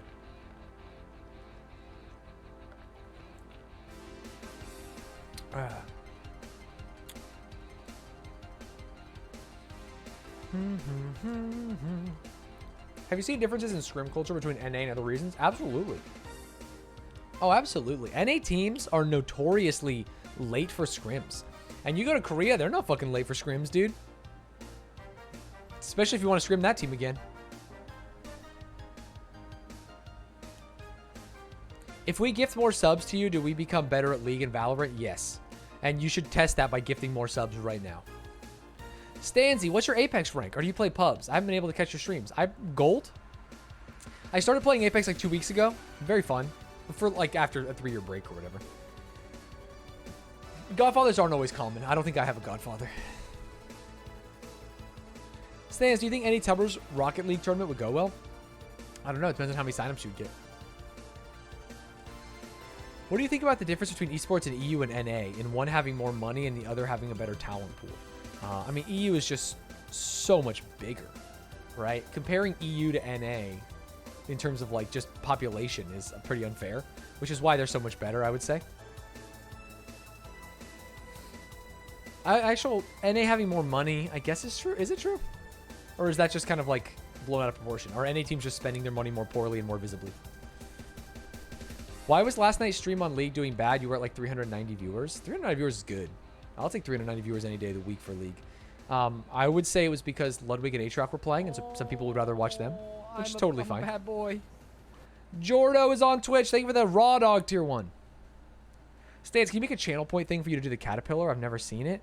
Damn, sure. It feels good. Saint, thank you for the 25 gifted. Sheesh, you're going to be so good at League of Legends and Valorant. How crazy. You might be a god now. It is crazy that we are 1 sub away from the sub goal. What are your thoughts on TCG esports and how to get normies more interested in them, since I feel like they struggle to get appearance? Maybe I'll do a bonus episode on TCG esports sometime. I like trading card games a little bit, but I don't know if I have any big opinions now. Hearthstone was the best chance they had. The real Matt Damon 69. Thank you for the 5 gifted. Matt, hey, I'll catch you at the barbecue, right? Bring your wife. Okay, now we're actually 1 away. I lied before, but we are 1 sub away. How crazy is that?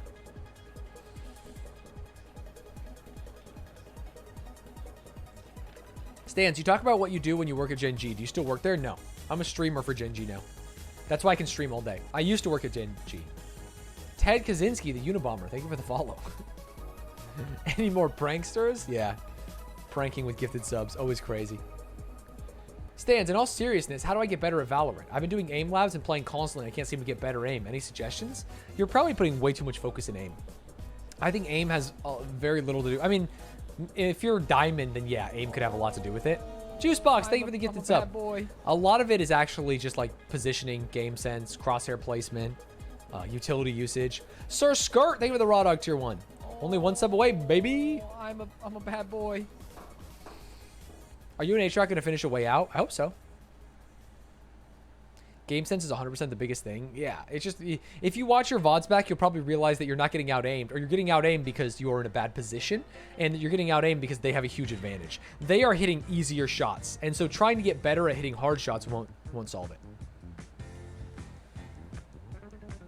Did you know about the transition, or did you first part ways and then arrange the content creator thing? I first parted ways and then arranged the content creator thing. When I parted, they were like, hey, we'd love to find ways to work together, maybe even as a streamer. And I was like, yeah, sure, man. But I left before I had like a contract signed as a streamer.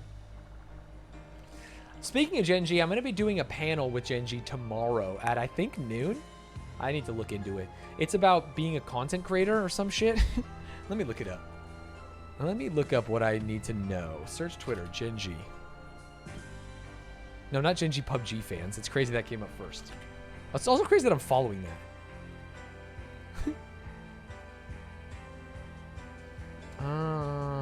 Here it is. I am doing tips and tricks to content creation at 12:30 tomorrow. I'm part of this panel. Do I have a picture anywhere? Not even a picture of your boy? Cringe and or weird. Oh my god, so cringe and so and so weird. Unless I was like the first one announced though, because I'm so cool. No, of course not. Hey, of course not. Hold. Oh, hey, I'm not showing up. I'm not showing up tomorrow. I'm not showing up. I think they did tweet about me actually, so I don't know. You did miss the Stanz show, but it'll be on YouTube tomorrow, don't worry. Am I sure I'm still doing it? Yeah, they sent me an email and said to make sure I do it. Is Christology a Gen G partner? Yeah, she is. She was on the Gen G show I hosted the other day. Maybe they removed you from the panel? One can only hope, huh? No, I'm pretty sure I must have just missed it. The network, how I got hired. Wow, maybe they did cut my ass. See, none of these are being about streaming, right? This is all working in an esports team front office. Professional development and tournament competition. Whereas 12:30, tips and trips to content creation. That's me. Stanza stream is just one big commercial, so it's marketing. So true. You were there? I literally saw you? Where? Wait, you saw me? Are you sure you didn't see a different man with a mustache? Because I'm not any of these 3. I'm not any of these 5. I'm not any of those 4. Yeah, I think you're debating me. I'm not any of these 4 as well. And that was... Oh, and I'm not any of these 4 as well. Oh, wrong Nathan. Yeah, that's Nathan Claus. He's a recruiter, man. Cool guy. I talked to him once. I did not scroll past my picture. Oh, yeah, you're the same person. Sorry. I promise I didn't. I promise I didn't. I wouldn't. I couldn't. I shouldn't.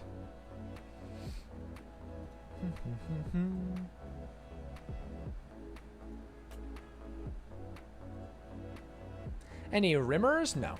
Not today. Yeah, the Stanz show is here. Exclamation point podcast. If you guys want to catch the Stanz show, it's doing really well.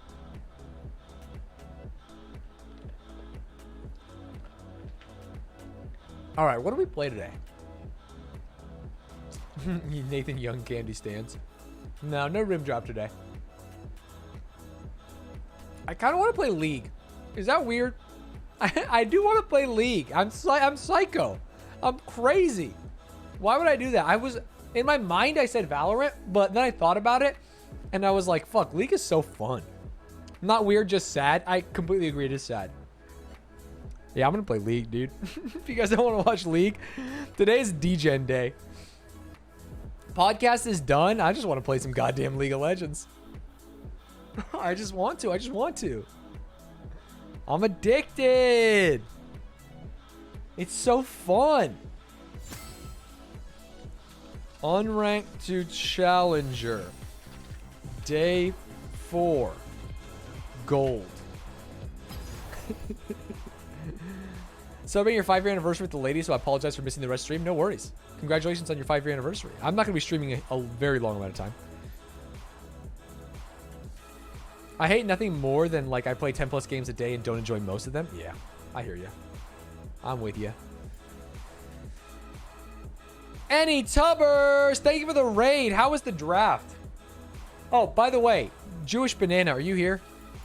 Is Jewish Banana in the house? It was good? Good. You were last pick, Delphox? It happens. Hey, the other day you sent me a message and then messaged me on chat and were like, hey, read Discord. I looked at Discord and I only saw the second half, which was we have 67 players out of 85. And so that's why I was like, oh, cool, man. Like, should I say that we have 65 players? I don't know what you want. And today I look at it and I scroll up and you were like, hey, man, can you shout out any Tubbers? I completely missed the entirety of your message, which is so funny. I saw yours and I was like, yeah, 67 out of 85, man. We did it. Hey, we did it. At what point are you and Rochelle going to adopt us? I don't know. Once I reveal to the world that I'm infertile. Shooting blanks, boys.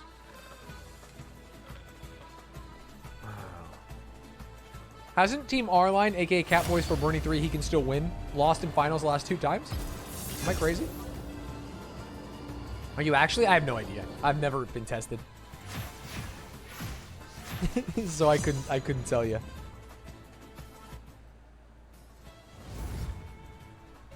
Chat, what I really want to know is if I should fucking grip and rip this now or later, this tweet. I think it's so funny. Oh, do I have to ban someone? No. I think it's so funny. I think this is probably like a midnight one.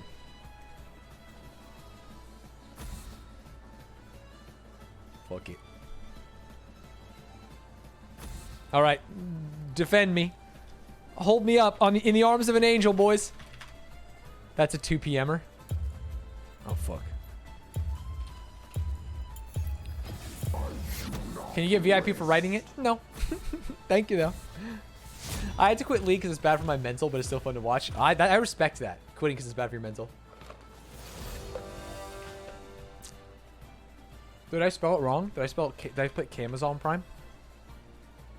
Did I fuck up? Oh, no, I said Prime.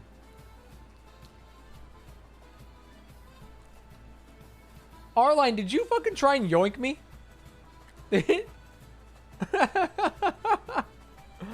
That's crazy you went for it. I respect it.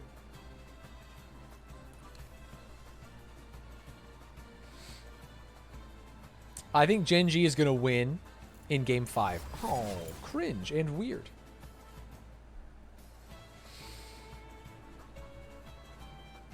Oh, Mystery Room, is that you? Mystery Room, you son of a bitch. Mystery Room, you've hurt me so much in Discord.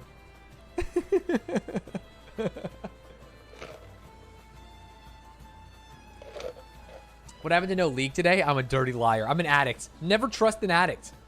Understand that they will say anything to get what they want.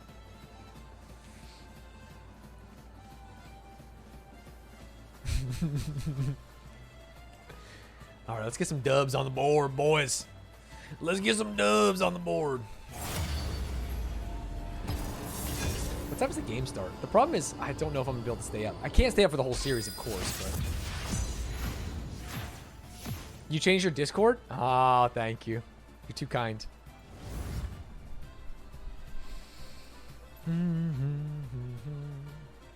I don't. If you type at everyone, and then move on, it actually goes to Mystery Room.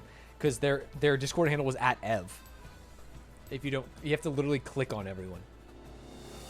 It's crazy the way it works. I did it live on stream the other day. Just so you guys would fucking believe me for once. Papa Elon is in my game? He's playing from a Tesla.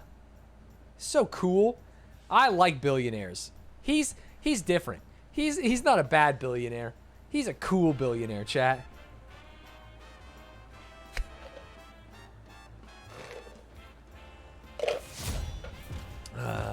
Kappa.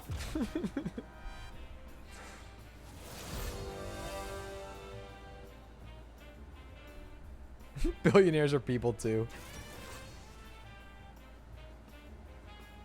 He's not like the other billionaires. Although in most ways he is. He's more like the other billionaires than he is me. That's for sure. Can I get a high five for the one time? Like mentally? Ooh, I like Blitz into Nocturne a lot. I like Blitz into Nocturne a lot. I also like Blitz with Jin because I can, if he hits the W, I just fucking run at him. Damn, it feels down with the culture. Black Frank White, thank you for the 5 gifted. Black Frank, are you excited? Are you excited for the season? Sheesh. There's a 3v3 tournament coming up, right? When is that? It sucks that I'm not running the team anymore, but I am excited to see them succeed. We are only 1 sub away now, chat.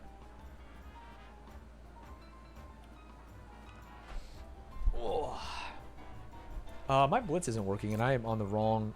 I'm on the wrong skin. Or the wrong thing. Blitz, help. Blitz app. Oh, I restarted my computer, that's why. Classic. Please don't show my email. Please don't show my email, Blitz. Blitz, please don't do it. Okay, we're good. Big news in COD. Sensor just signed with an org. He announces who it is and starts scrims Monday, so that's something you need to cover on the next pod. What Sensor is gonna play for a challenger team for 1 week and then get kicked because it's challenger. I'm not feeling good for him. Doug Sensor Martin, baby.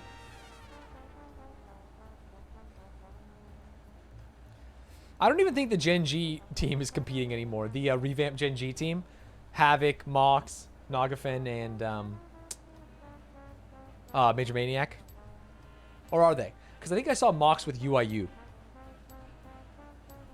Oh, predictions. Yeah, let me get a prediction for the boys. One time for the one time. Let me see you get your fucking hands up. You have 2 minutes to bet.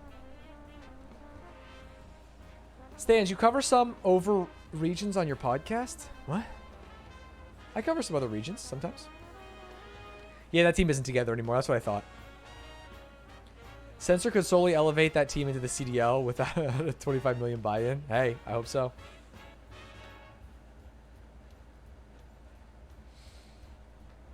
You can't spell, it happens. You can do predictions, Bitsy. I don't mind. As long as they're real predictions.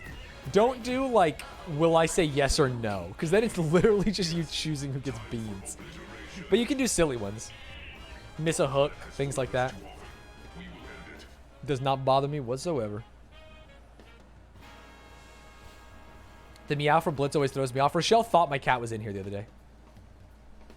Welcome to Summoner's Rift. Blitz is body and speaks English. Crank, hook, and is a cat. Fun skin, TBH.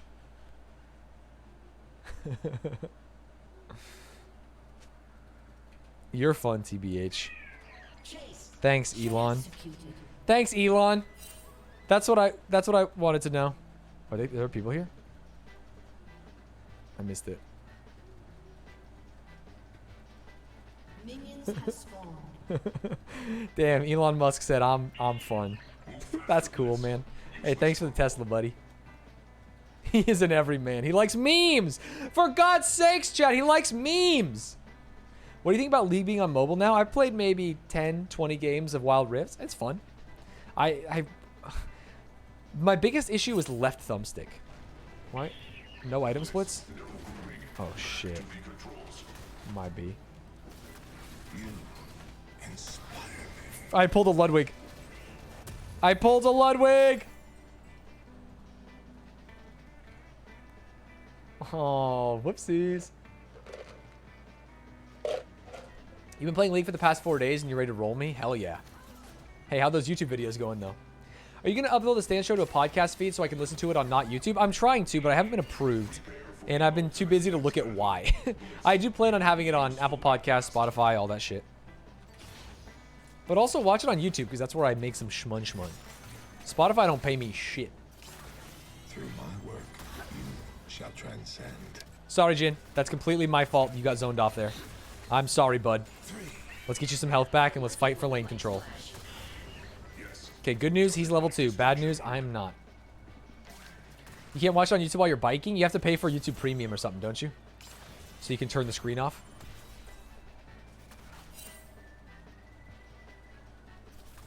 I'm not really sure how it works.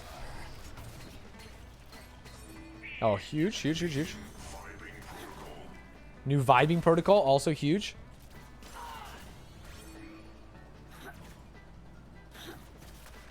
Oh no, get the CS, get the CS!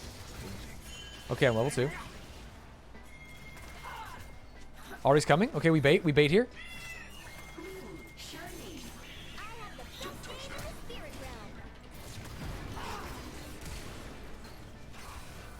Ari, you better hit the charm. I flash for this. Oh. That's a double. That's a double, boys! Let's fucking go! Ah, I wanted to give it to him. I got so scared that he was going to die that I waited. Well played. Tried to give. Me too. Me too. Oh, we should push this in, though. Oh, well, too late now. Oh, my God. We're actually going to be fucked if we don't push this in.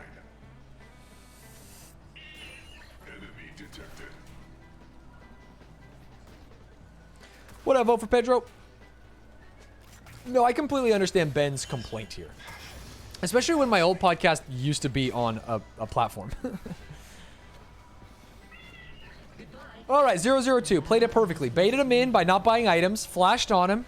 Hit all my shit. And even hit the hook. And now we just run at him again. And do it some more. Oh, I have way too many. I didn't even have to use my pots? I'm nasty. YouTube Advanced is also straight up YouTube Premium for free. That's interesting. Early league, that's what I like to see. Yeah, I'm going to get off a little early today. Quack, no, I'm playing alone. I'm a solo queue Andy, unranked to challenger. So far, 002, literally perfect support line at 4 minutes. Cannot complain. Cannot wait till I get challenger. I mean, if there's any game I could get it in, it would be a league versus like an actual mechanical game. Free pink, let's fucking go! If I get that siege creep and the pink, then I'm gonna be so fucking fat. No! Why would you do that to me? Let me get the siege creep. No! Let me fucking get these, dude. I threaded the needle! I repeat, I threaded the needle!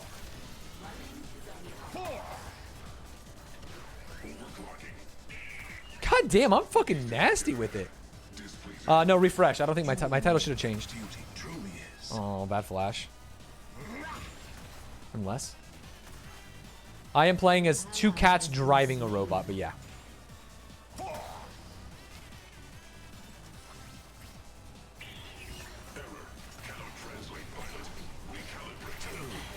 I have not missed a hook, dude. I have aimbot. Hey, check me for hacks, boys. We talked about cheating on the Stanz show. I think I might have him installed. He can't miss.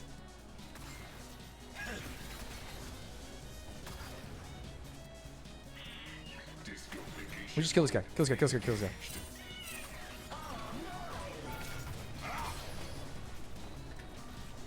Jin, please hit him.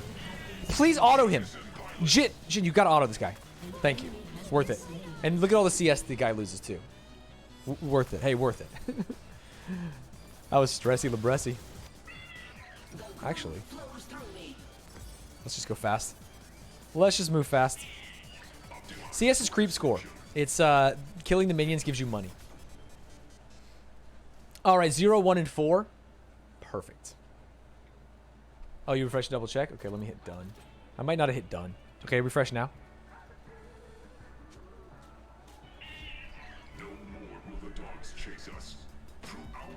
No prob. Killing spree. Don't let it happen again, bitch. Enemy killing spree. Oh, their Mort is on a bit of a killing spree. And he's up in CS against fucking easy mode Yorick? What's happening here? Oh, Yumi's mid. Yumi's rage against her support, I think. Oh, it's only going to be so easy now. Yeah, I forgot to hit done at the bottom of the Twitch page when I changed the title. Silly, silly me. Oops. When am I planning on hitting Challenger? I don't know. Next week, maybe.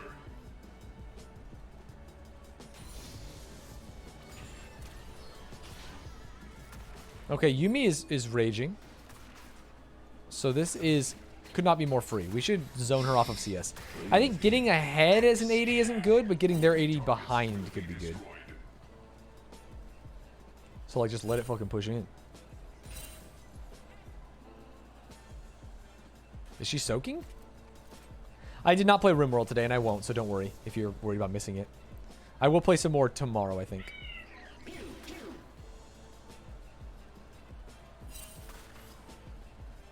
Alright, we're up 20 CS.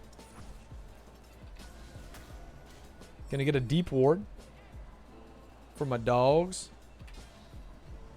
Oh, Yumi's back. Right. I'm gonna run with this Yumi if she tries to walk up. 2, 3,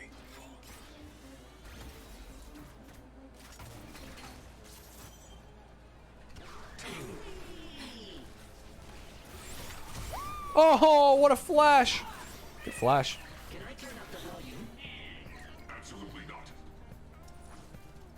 When does G Valorant play next? That's a good question. Is Dominic still here? Next week, I think, is the next qualifier. Nocturne's at, yeah, I see him. I see him.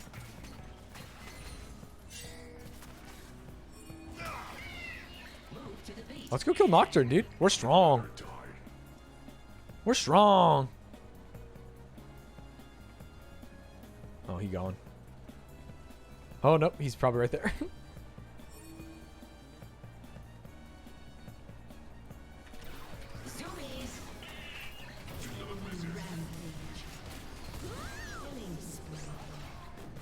One for the blind one. Oh, I am nasty. Boop, boop, boop, boop, boop. Oh, fuck. That's bot. Oh, it's not bot. That's top? I'm not even 6. Okay, now I am. What does sexy guy do?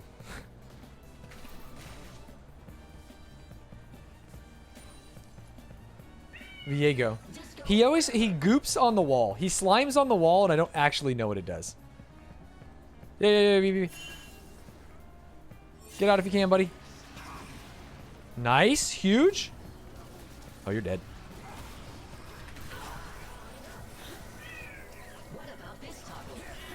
Oh, sorry. She walked back.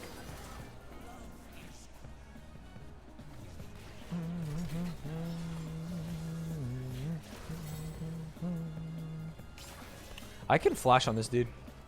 Ramus, you want me to do it? I'll do it. For you, I will flash on this dude. Should I press this one yet? I don't think Ramus wants me to do it.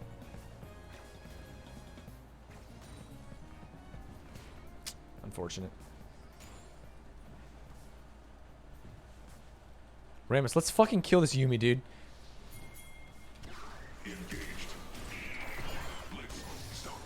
She might not even be worth a flash. An enemy has been slain. 1 in 5? I don't know. Unstoppable. Shut down. Oh, 1 in 6, baby! Perfect support scoreline. I've always said it. You want to have like 1 kill just to show them that you have a fucking big dick. You want to have 1 death to prove to your team that you're not just playing like lame. And then you want to have infinite assists. That's it. That's literally the perfect way to play support.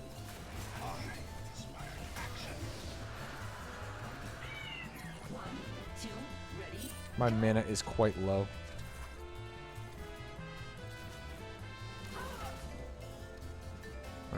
My mana's too low to do anything here. Boop, boop, boop.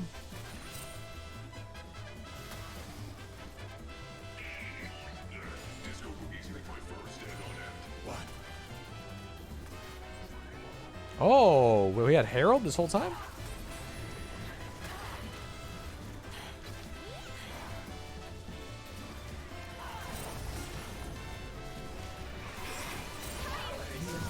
This Yumi's inting.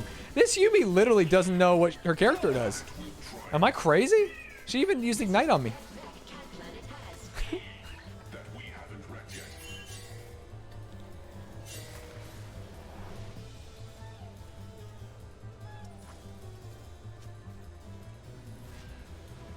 Problem is our top laner's getting shitted on. Ally has been slain. Still getting shitted on. Come on, Ari. Clean this up, baby. The charm missed. An ally has been slain. Ari, no. It might actually not be looking good for us.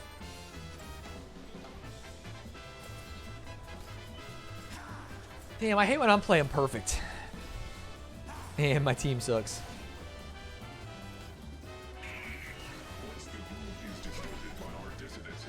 I actually think the York's right. I mean, he was under tower and Ari was there. It's like, what better opportunity?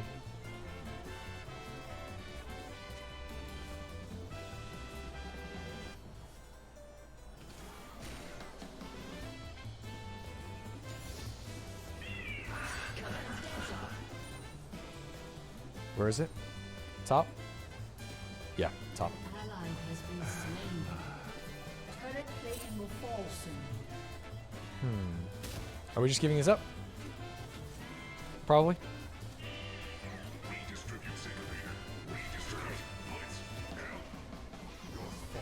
Lots of minions here. Lots of EXP, though. The problem is this dog shit Yuumi is literally just going to sit on the board.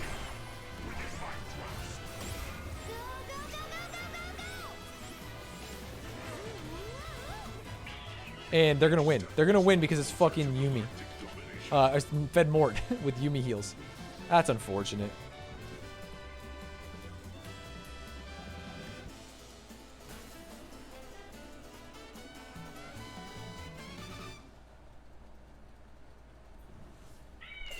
Come on, can I press the shiny? I don't think we can fight here. Your team has destroyed the turret. This never ends.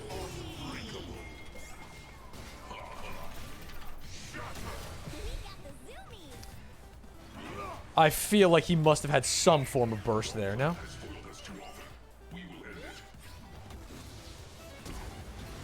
Any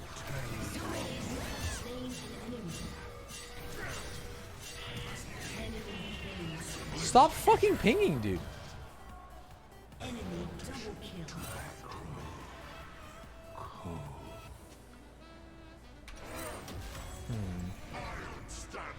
Hey, Stanz, I'm currently going into grad school for my master's in analytics. Would love to work in esports in some capacity. Where should I be looking post-grad to get my foot in the door?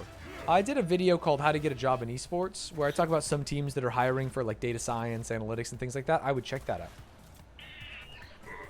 This Mort is going to beat our ass.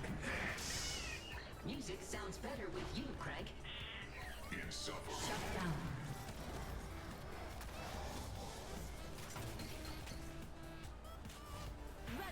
Wait, did he say music sounds better with you, Crank? Did I get my Crank and my Blitz mixed up?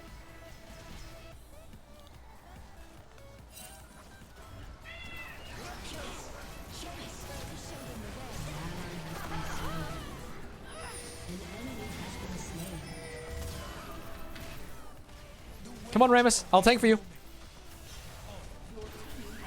What does the goop do? Nice job. 20 seconds till dragon. What does the goop do? If Mord comes down here, though, we just lose this fight. I want everyone to know that. It does exactly what you think. What does it do? I don't know what I even think it does. Attack speed up and he invincible? He's not. He can't actually be invincible. That would be crazy, right? Oh, Mort is here. Oh, Mort is here, boys. Ah, fuck. I can't believe you've done this. Well, I'm helping. What do you want me to do? I'm fucking Blitz. Oh, shit, dude. We can't do this fast enough. Ult! You're gonna have to ult! You're good? Okay, no, we got it. Thank God. Thank fucking God. Oh, I'm stuck in the pit.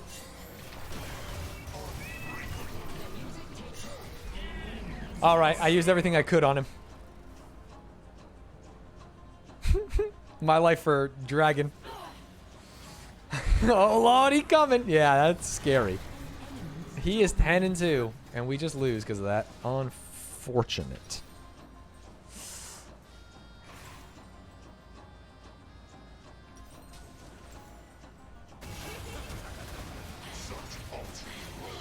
Oh, so little health. That was a crazy dash in, I think. Blitz, check on the Fortissimo apparatus. It's shiny. Engaged.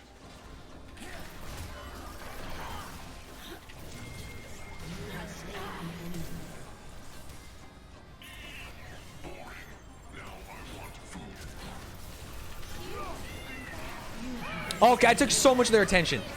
That should be a one fight for us. Under tower where they use everything on support. Under tower where they use everything on support. Let's go! All right, Ramus. Hit the Q.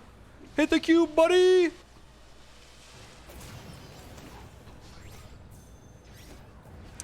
Oh. Oh. Hit the Q, buddy. Hit the Q, buddy.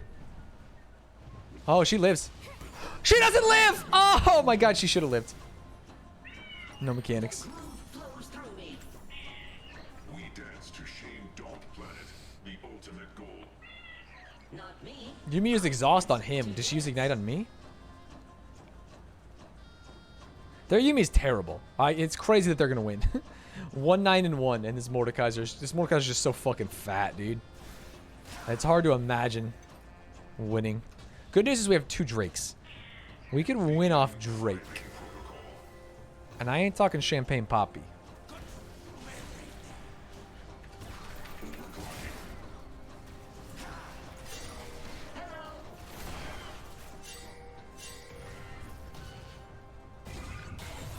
Oh, you've got to be fucking shitting me. I'm a support, dude. Hey, didn't you hear I'm a support? Okay, that's fine.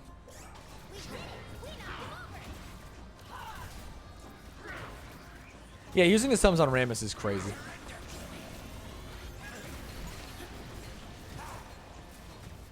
Your turret has been destroyed. I guess we just got to get a catch on Mord. The problem is if we catch him, he just ults one of us.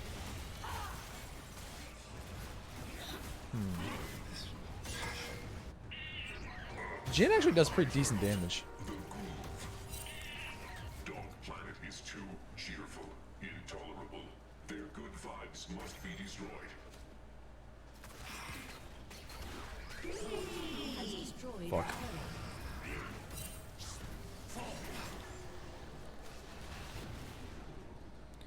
Oh, he becomes invisible.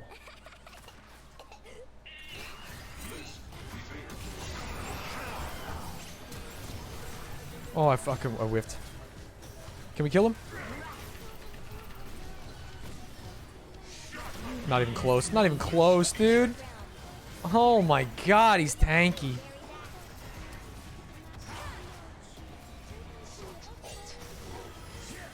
Oh, we didn't even get Zonya's out?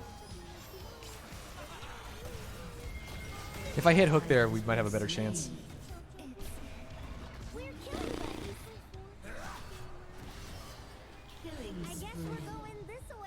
Yorick's on a killing spree. Papa Elon. Papa Elon, you've done it. Imagine he turns and burns this. No shot, right? No.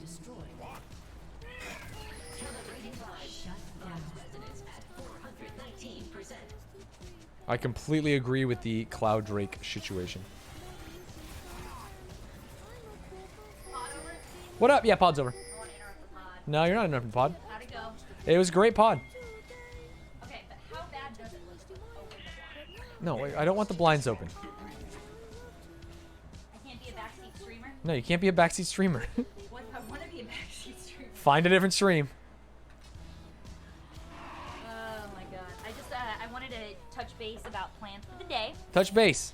So I am going to go on a walk, Okay.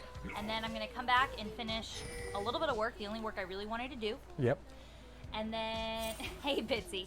And then I figured come back, get ready.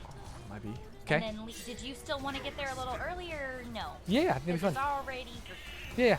so I like, told Chad I was gonna be done at 4. okay, great. I was thinking I'd be done at like at the latest we leave at like 5, but leaving by 4:30 was Yeah, perfect. I'm gonna play this game and then maybe one more and that'll be it. An ally has been slain. Rochelle Walkstream, maybe Madamus, perhaps. Shut down. I wonder, chat, do you like League over Valorant?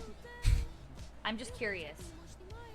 At your stats, you played Valorant more than just chatting. Did I? Yeah, I don't know about that. yeah. I don't You know did. about that. You did. And me and the chat were Look at both chat loves surprised. it. Chat loves League. Yeet. Valo is better. I actually might agree with Zach Rass on this You were the one complaining about it. Zach Rass, send me some grass because Valorant is In the past. no. What rhymes with that? Valorant is not ass. There we go. There we go. Snaps. Snaps. Ass. Bongo man, shut up. Crass. No, we like Valorant, Bitsy. I'm trying to find a good one. Classy. I like that. I like that. How do we win this game, chat? Can I plug you with some grass if you know what I'm saying? Don't plug me with anything, Zach. Bitsy Valorant barf. I'll be honest, guys. I know I give Atrioc and Lud shit. Well, Lud's better about it, but I used to give Atrioc so much shit about not reading chat while he was streaming. And I'll be honest, when we were playing our Together Tuesday, I didn't look at the stream at all, like the chat at all. It was hard. It was really difficult. So the fact that my husband is so good at talking to chat My wife. and fucking gaming is like S tier. We lose. It wasn't my fault, right? No, it's not your fault. I'm We talking were you up. behind. I'm talking you up. You're not, but that's okay. I am. No, I you're literally am. you're just having a conversation. I'm telling them that you're fucking S tier. S tier is the best tier. Am I not fucking right, S chat? tier is the best tier, yes. You do a little crack. Y'all are weird. I'll say it. I'll fucking say it. S for Stanz. Michelle, do you and Stanz want to come to my intramural sand volleyball game on Tuesday? No, because I have to work, Madimer. Believe it or not. I know it doesn't look like I Intramural work, games but I wouldn't be work. during the day, obviously, right? I don't know. Intramural sand volleyball. I mean, it depends on where and when, but probably not. We don't really leave the house. We're waiting Oh my for god, fucking Mort is here! Mort is always here! We're waiting for that sick vaccine. Yeah, Beef. It's me. What up? Nice, good hit.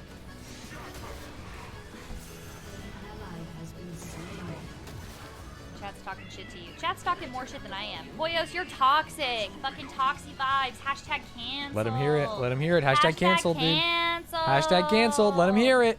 Shoosh! Yeah, I do remember, Zach. I did do that. I know my hair dye completely. I went swimming and it just fucking came out. It was super weird. Stanz, if you press the E, W, and Q keys, you have these cool abilities that will help you win fights. That's crazy. Is he playing Cranker? Oh, he's always used that. Nice. I'm literally hitting them all. That's a great fucking crank. That was a great crank. Oh shit, there's a frogman coming at you. There is a frogman coming at me. I just remember Baron and Dragon. I don't remember frogman. Save him! Save Private Ryan!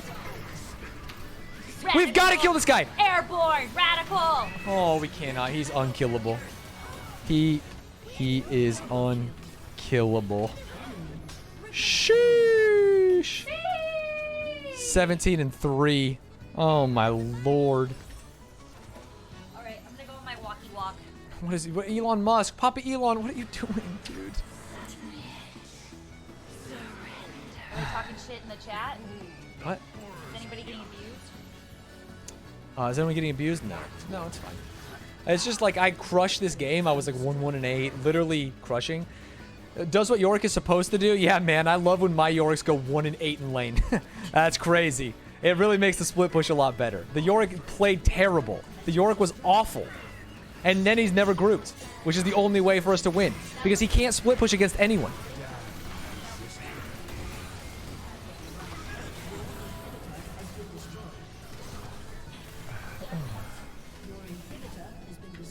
Let's go. Let's go. Let's go, Yorick. I mean, Ramus. Oh, they fighting the big guy in the back line?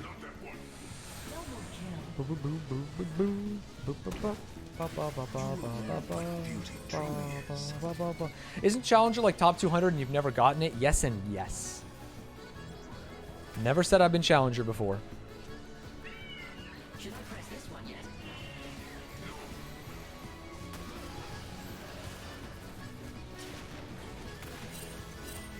We gotta do it. We gotta do it. We gotta do it. We gotta do it. We gotta do it. We gotta do it.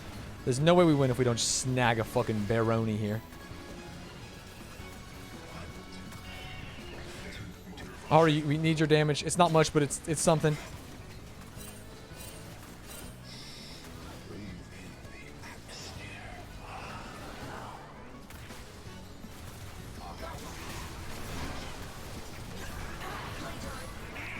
Okay. We got it. We got it, and we're gonna get 2 kills. B. Oh, actually, I kind of like this kill on Yumi. The problem is the fucking Mordekaiser. It's a fight! How are they both level 16? I actually respect this kiting from Jin.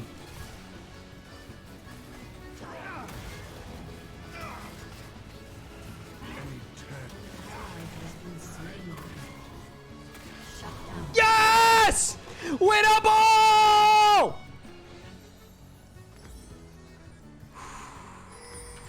Okay. Okay. Nice hooks, thank you. I've actually hit, I think I've hit like 90% of hooks this game. And most of them have been on Kaisa. Which is pretty fucking good for me.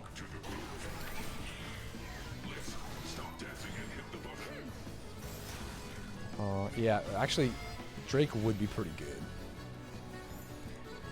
Yorick actually saving our game? Dude, we wouldn't be in this situation. You can't throw it. You can't set a house on fire and then put the fire out and say, like, you saved our lives. Fuck him. 1, 2, ready, go. We should absolutely do crab. We should absolutely do crab so we get move speed. We should absolutely get the move speed, Ramus. Ramus, get the fuck off that dude. You've got to get off that. That's crazy. What are you doing here? Just get us crab.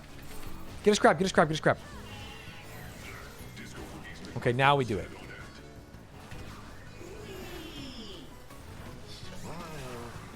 It's fine. It's fine. Okay, I run it him just to make sure he can't steal it. No stealers. Yeah, there you go. Just his anti-steal techniques. This guy's brain dead too. Let's go.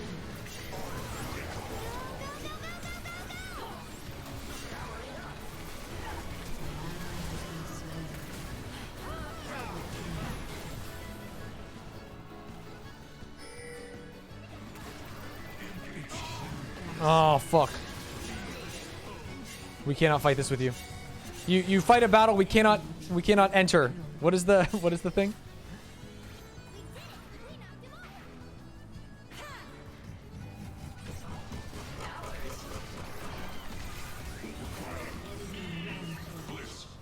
I was trying to stall.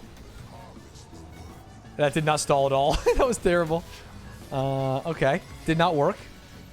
Not the play. Yeah, definitely not the play. My damage estimation of the double towers here was not enough. This is much better stall than I did. Dash away. Sheesh. This guy's so fucking strong, dude. Oh, you're...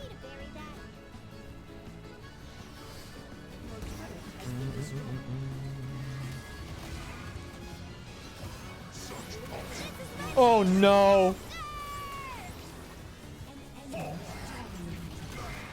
Yeah, unfortunate.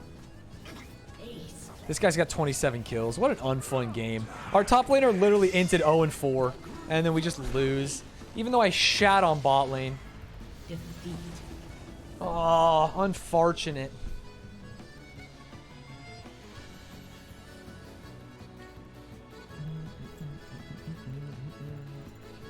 Jin, you get good vibes.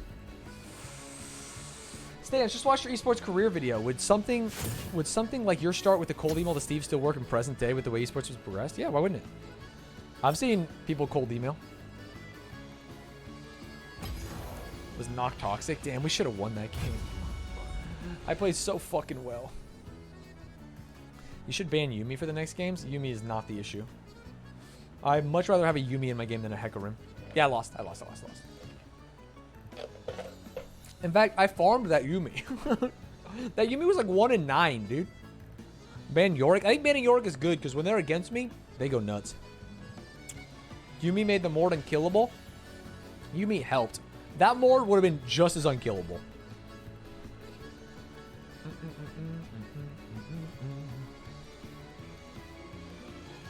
Definitely not banning Yuumi. I think it's more important to have playmakers get knocked out. Like, if that Mordekaiser doesn't win lane, the Yuumi on him doesn't actually help. Yeah, it's awful to deal with, but the problem is not the late game there. The problem is going fucking 0 whatever in lane. And it's much easier for a team to proactively get ahead if they have, like, a pick like Hecarim. Shit like that. Which is why I ban stuff that will actually fuck us up.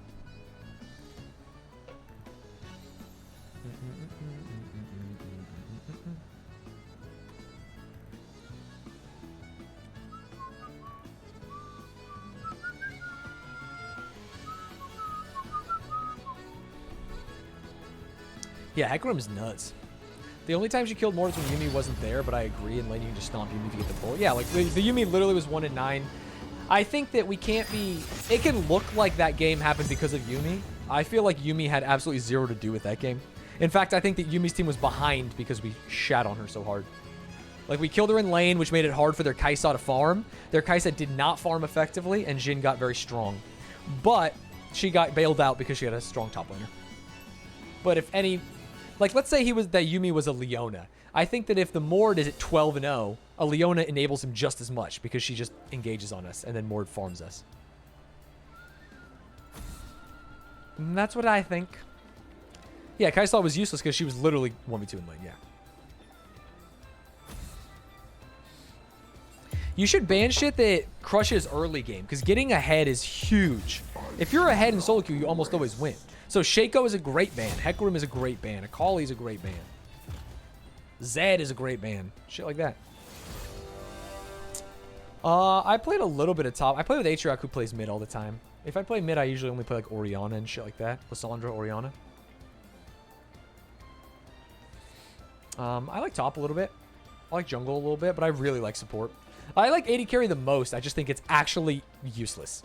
I cannot think of a less fun role to play right now. Yeah, exactly. The mental game, Luke, is huge. Damn, I gotta pee, but I also gotta pick my character. Oh, shit. I only played against a Rel once, and she was terrible. Yeah, Thresh is really good. I played Thresh last night with Aatrox. We won our game. What rank are we gold for? Why are you guys talking about farts? Also, don't do Bitsy. Don't do bets like which P. I literally said, I said you can, or Poyos, whoever did that. I said you can do predictions if you're going to do those. Otherwise, I'll take away predictions. It's not fun for me to see that in chat, you know? It's not the kind of chat I want to curate. You're not rigging shit? I mean, it's just like, it's not a funny... Well, I don't know who it is. Hey, whoever it is. Cage. I'm not saying it's you. You were just the one who asked if you could do predictions. Look at all this green. Oh my god, these guys are... A rally user got Angry with each other? $104.50 in Stanz points. Get coins at rally.io.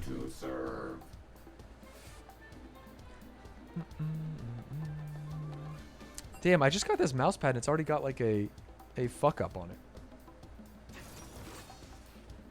I agree that internet points are valueless, but I like at least the sanctity of the fun of the challenge, right?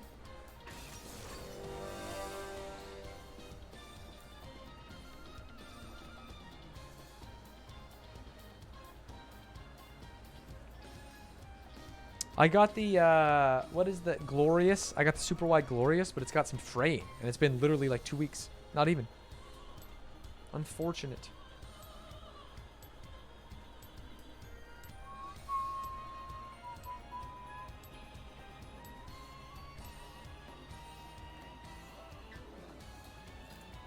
They're talking about their Nico from a previous game? That's what I thought, but then he said you. But I guess he was just meant like, why would you do something? Not like actually you. Who do I think is the scariest champion? Like, scariest, like they're going to win? I swear to God, I've never seen a, the guy who steals ultimates. I feel like I've never seen the guy who steals ultimate lose a lane or a game. He's fucking insane. He dashes on you, he stuns you for 7 years, he takes your ultimate. Silas. He's just, it feels so unbalanced. Even if they feed, they're a good late game. I kind of feel the same way about Viego, where even when he gets shit on. But man, Silas just always seems to win. You should play Silas if you're just new to the game. Buy him in mid lane. He just goes crazy.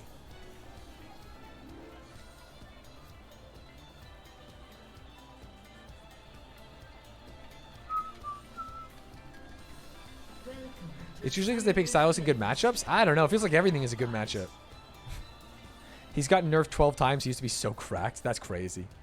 Aurelias are terrifying because usually they're good. Oh, I forgot a potion. That's fine. We'll be fine. I'm saving up for my next item. Silas isn't a beginner champ? I don't know. It feels like, hey, if you hit him, it dashes to him, then you fucking spin. The only hard part is knowing ults, right? I like it when the lights flash. Yes, who doesn't like destruction? If you don't know people's ults, yeah. But hey, it's a fast way to learn them, right? You steal someone's ult. Minions have spawned.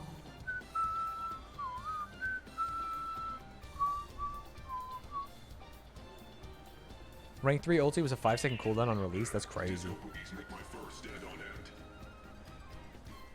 I still never see Silas's die.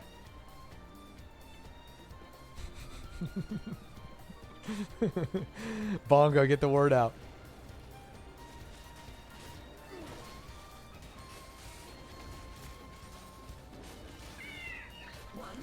I don't always know what the right play is for sure. My damage estimation is bad.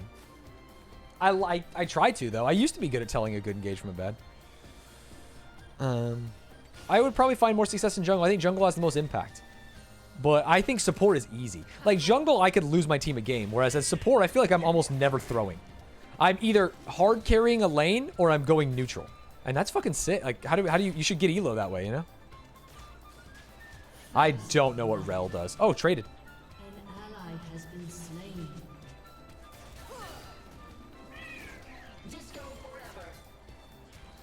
I guess I could learn a jungle. I just don't like assassin junglers. I'm not really an assassin player. If I played jungle, I played some Hecarim games earlier. That went pretty well. Damn, I didn't know she could block my big fist with that. Stop dancing and hit the button. I need to know what she does. I don't think I should hook her. I think that's bad. Oh my fucking god. Oh, my bad.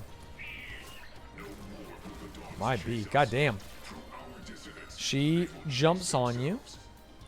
Samira has a 360 win wall. Yeah, I do know Samira a little bit. I'm starting to learn her.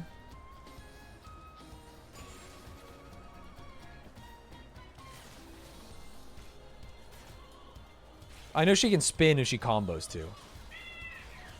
I just don't know what Rel does. She got a cool horse. I saw that, Jinx. Little Missy S. Rel's really good, but she's hard to use. Interesting. An enemy has been slain. Nice. Oh. The double? 2 quick ones? Let's fucking go! A Fed Fiora! Against a shite top laner. Nasus, what's he gonna do? Oh. Oh, you left. Why would you leave so early? For boots? An ally has been slain. Oh, no, no, no, no, no. Unfortunate. Come on, Mundo. Do you have ghost or some shit? Yes!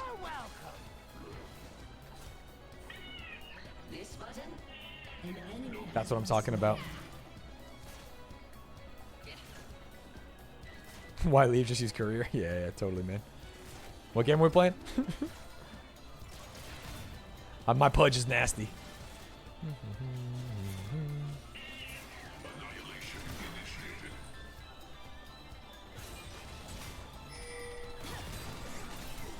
I fucked it up! Might be. She flashed.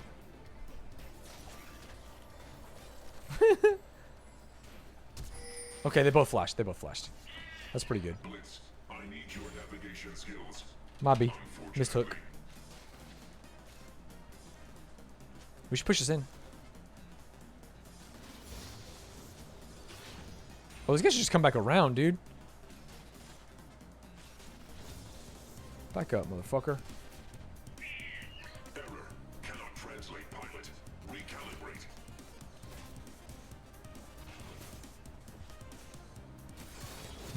shut down. No, the shutdown. The camp to the lane that was ahead. That's sometimes a good idea. Yeah, it was a zoning hook. You're right. You're actually so right about that. Enemy targets will be destroyed. I'm not sure what's happening. 2 new characters. It should be illegal. It should be illegal to play 2 new characters against me. I don't have any idea what is happening when I get stunned. Not that one. Careful.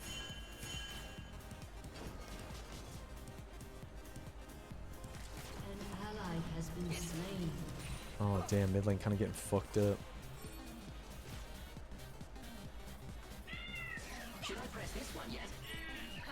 Hey, Elise coming, Elise coming, Elise coming.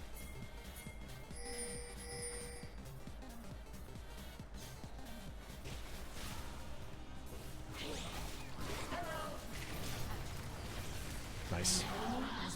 And we got double buffs on Jinx. Let's fucking go. We should try and kill lane first. I think this is just going drag.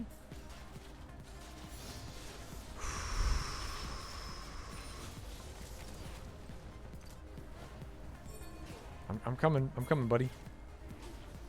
I need to tank this for him. Mundo, back up. Mundo, back up, bitch. Oh my god. Did he try and do it without smiting? That's fucking brazy. Okay, at least bottom side. We push it in.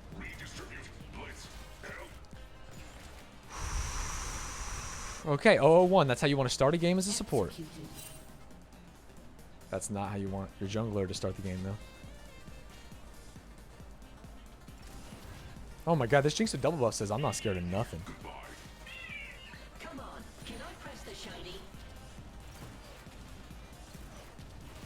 Okay, the good news is if Elisa's still here, they can't engage on us because it's a pretty juicer wave.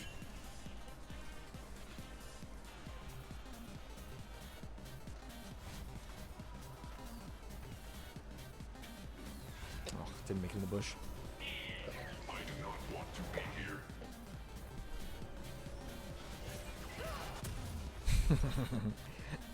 No fear. You can never show fear, chat. Chase. If you show fear, they know they won. I'm just solo queuing.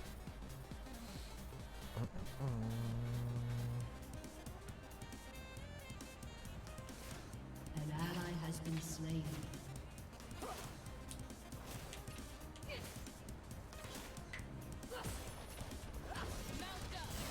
Okay, she used her wind wall. Dog Planet is too cheerful, intolerable. Their good vibes An ally has been slain.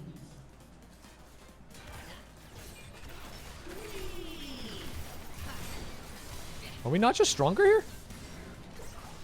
Dance with us. I wish I knew what was fucking happening, dude. Oh, nice ignite. Might be.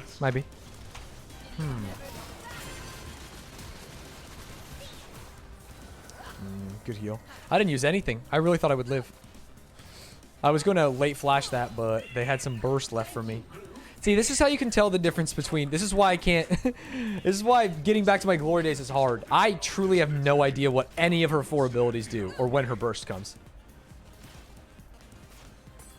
What up, Jojo?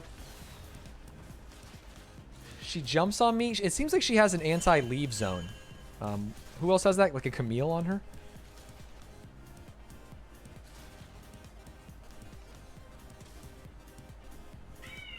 Okay, let's ward. 6 would have helped there too. touch that.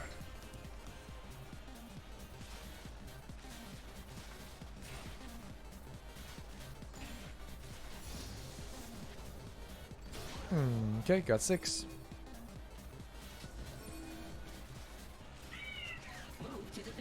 Her ult pulls you towards her. Got it. Which one's her ult? Might be a dumb question. Is that the circle? Oh, they got Herald, which means that's a free plate. That's a free plate, baby! Maybe not. She's so scary. She's so fucking scary, dude. An enemy has been slain. Enemy double kill. Enemy double kill, huh? An ally has been slain. Did our whole team just get wiped up there? Aw, fuck. She has 2 circles in her kit, but her ult's a bigger circle. Got it.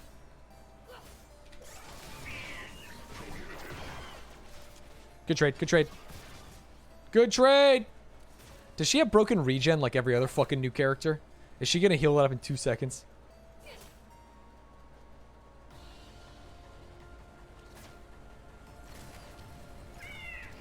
She's got... That was her last pot. That's good.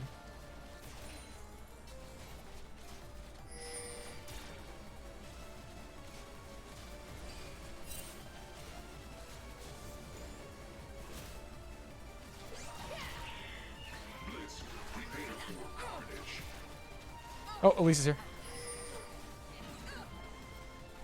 Ah, 10 seconds on hook. Oh, no!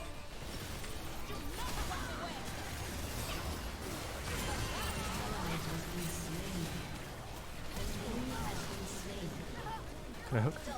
Nice job, Rumble! I didn't even see him up there. What a fucking animal!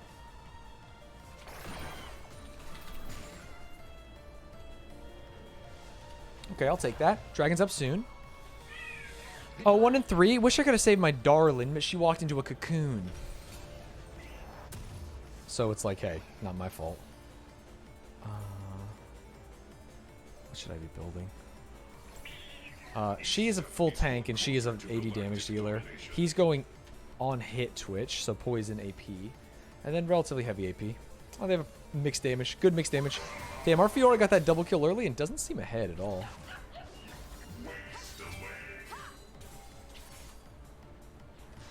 In fact, she's not ahead. She loses this. Oh, and they got Dragon. And she might just actually get bonked.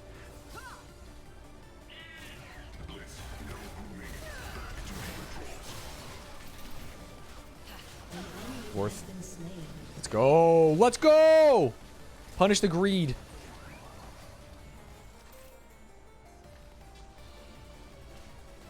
I might want to go kill this pink as well. Whoops. Wait. Oh, he used the second pink.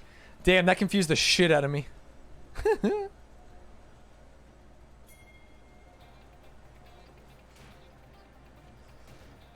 I thought I walked out of bush.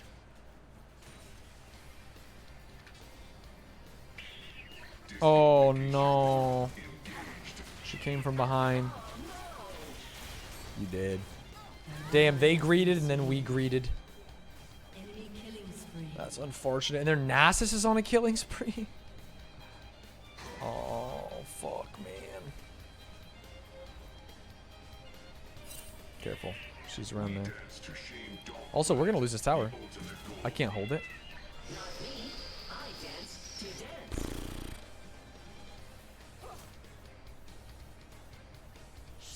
Oh, this is gone. Gone as shit. Damn. Wow, good for them. They beat us in lane. The Elise gank and the Herald hurt us, but I gotta say, they knew how to play it.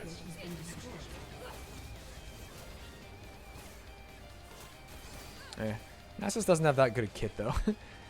Unless he's just actually swiping towers, like, I'm not too worried about a Nasus.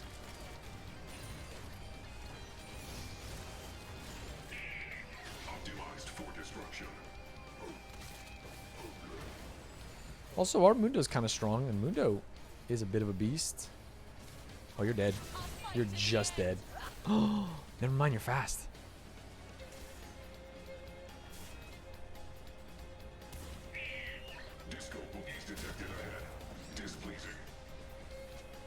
Fucking ward, dude. Someone told me they lowered the ward distance, and I think they're right. I cannot ward over walls anymore.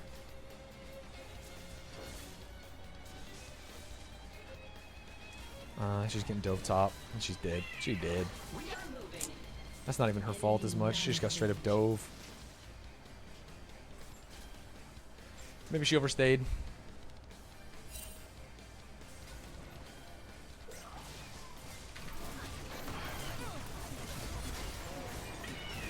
Die!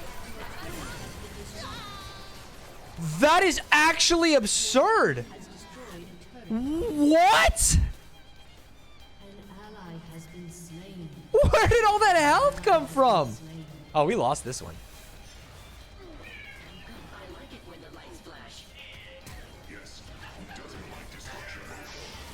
What the fuck are you thinking, dude? Bad, bad, bad, bad. Oh, we're listening to baddies, dude. Rumble didn't attack. Did he not? That's crazy. I feel like I did everything. I landed everything. I even ignited, and we couldn't kill her. This is gold. It's unbelievable that this is gold, but this is gold. Alright. Oh, I don't have Hex that. Wait, undo that. I want Chem Tank first, dude. I'm still so far away.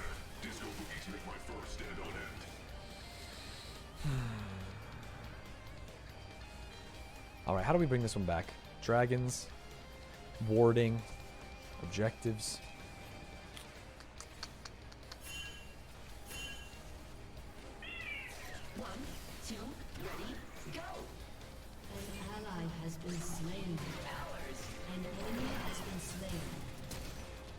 Got a flash out.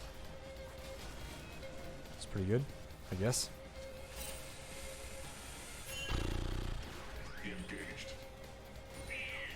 Let's stop dancing and hit the button.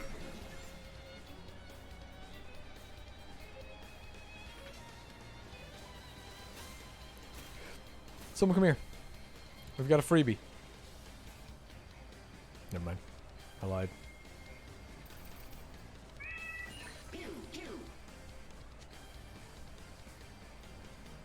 Mundo, I wanted you to get some experience here, buddy. That was for you. Ally has been slain.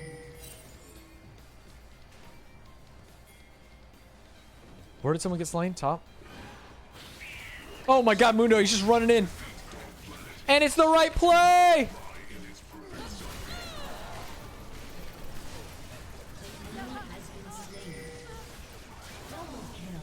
Yes! Massive!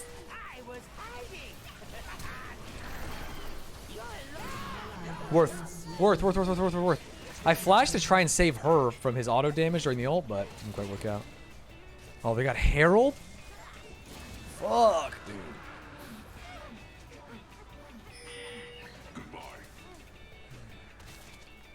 Okay, drag pink and more kills for a Herald. Happens, I guess. Calibrating vibes. Vibes resonance at 419%. I am hitting some hooks, I will say that, chat. I'm a natural hooker. I was born to hook. 01 and 8. Nothing makes me happier than a support line with limited deaths and tons of, Got her. Oh, she wind-walled my bitch ass! Rumble does nothing. Rumble! Oh, my god. Divine Sunderer? What does that do? Spellblade?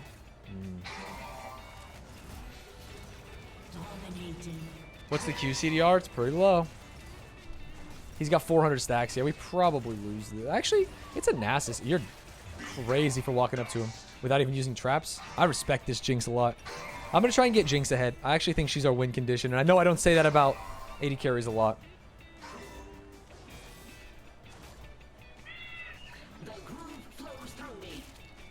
What does this guy have? This guy's 8 and 2. So it's crazy that he's 8 and 2 and he doesn't feel anywhere near as powerful as his Nasus.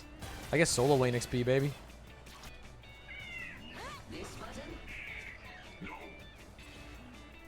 Where's the rocket? Oh. I respect it. The Jinx I saw yesterday? No, the normal game Jinx or the flex Q Jinx? No, I just think that I like the way she's playing. She's actually outputting damage. My options are limited. It's Fiora, Rumble, or Jinx. I know this Rumble's terrible. And so it's Fiora or Jinx. And I've seen her make good decisions.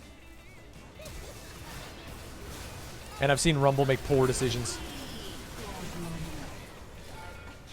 Oh, he lives. Hey, maybe it wasn't as poor. Hey, Twitch is going to be around here. I repeat, Twitch will be around here. Back.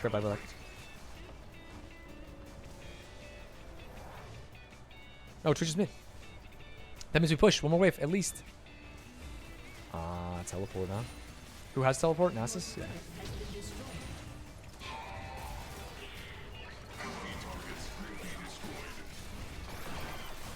We win this fight, right?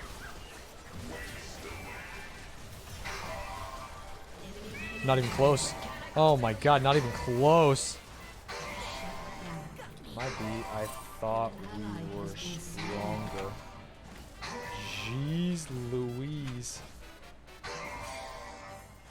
Holy moly.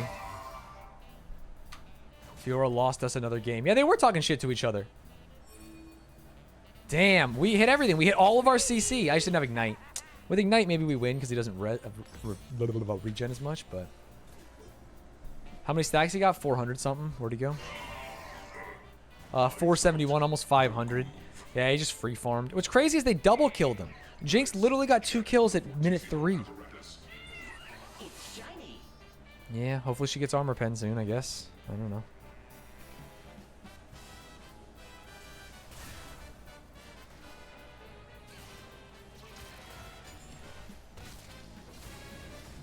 Kill this, please. Mundo. Oh my god, I got it. I can't believe I got it.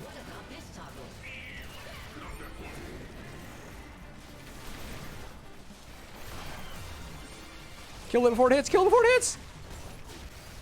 Unfortunate. Okay. Damn, their Elise is bad as fuck, dude. I don't want to lose to her. You guys want to go for it?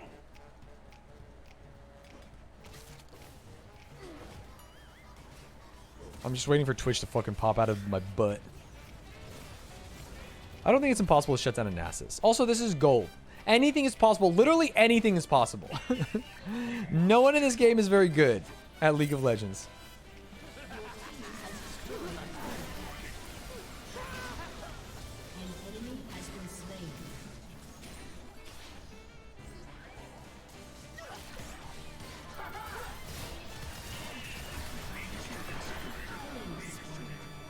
Okay, we get Drake now.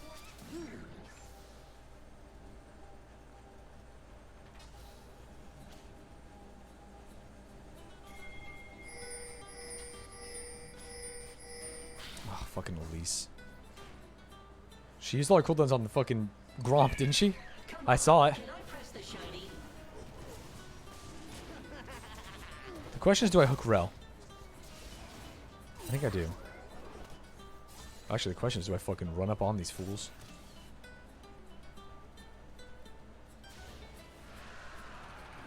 Oh my god, wards everywhere. Be careful for Nasus. Be very careful for Nasus. He is a strong one. If we get Namicon on Rumble, maybe. Is that still an item in this video game?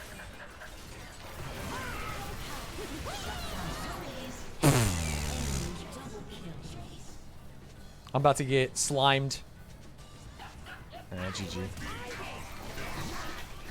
GG. I don't know why we're fighting outside of our tower. They probably just end here, actually. Nasus just Q's towers. If I'm them, I think I try and end here. It's me. That was brazen. Yeah, I do agree that Jinx should melt him, but the problem is he has Thornmail, Frozen Heart, like, and a ton of regen. So I don't know if we'll get there. We're pretty far off from what we need from him.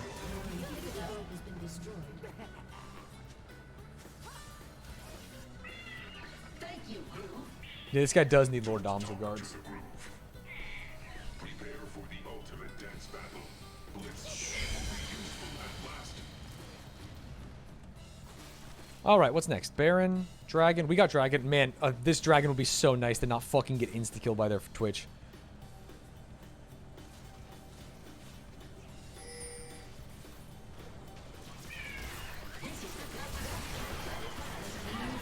Ignite him to stop the heal. Not even close. Oh my god, we had a very favorable fight there.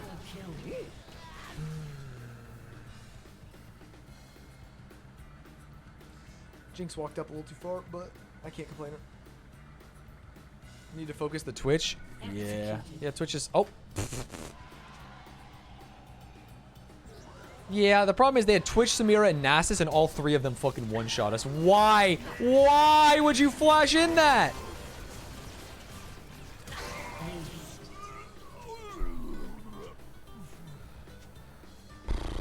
Okay. This is an interesting game, my friends. I mean, yeah, 9-4 does not feel like 9-4 on this Mundo, I will tell you that.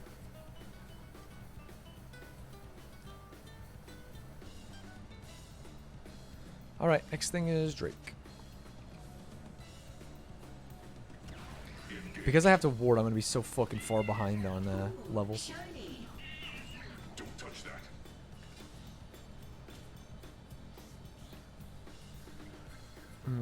Oh, I know we're going to lose this game. I mean, we're not going to...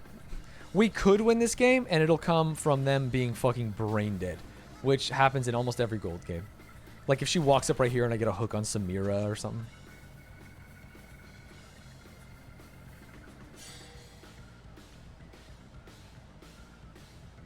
We gotta fight. I think we gotta fight this. There's no Nasus. Oh, didn't I sweep this? Oh, not even close. I'm useless. Damn! I swear on my life I swept that while I walked up. Maybe I didn't. They don't have a clip. I actually am interested. Or someone go back and look in the VOD. If I didn't sweep it, then they just had the game sense to fucking jump in a bush, but... Mundo's a good character. We're a little too far behind.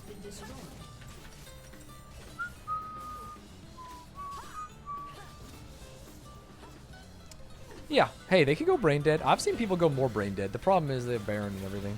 If we could have gotten Drake Soul before they kind of got way ahead like they are.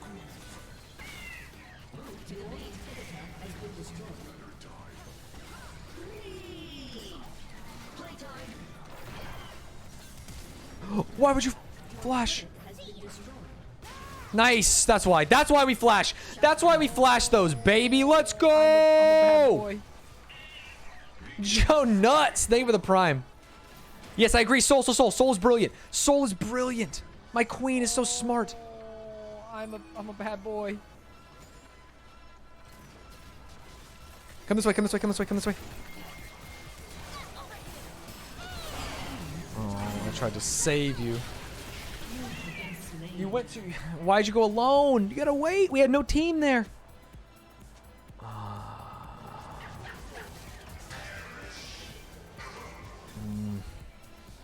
Okay, well. Now actually GG. What a bad ult.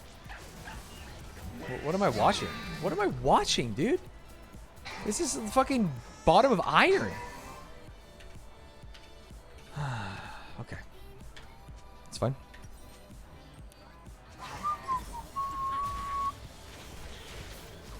You 100% swept? Did I sweep there? Hell yeah. Slotzilla, thank you for the prime sub. That was a nasty hook on the Twitch. I mean, he walked. I don't know. It's hard to tell what's a nasty hook because these players are bad. And so sometimes you're just like, oh, they walked into it.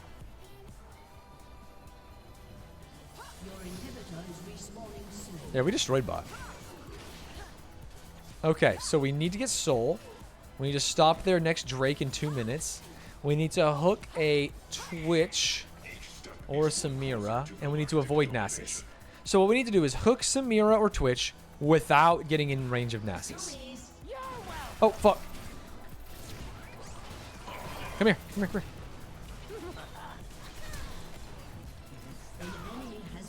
Well, they're 50% done. 50%. Oh, wow. That had such a big hit at the end. I should have flashed. Does it do more damage at the end of his poison now? Hook on Elise would be amazing.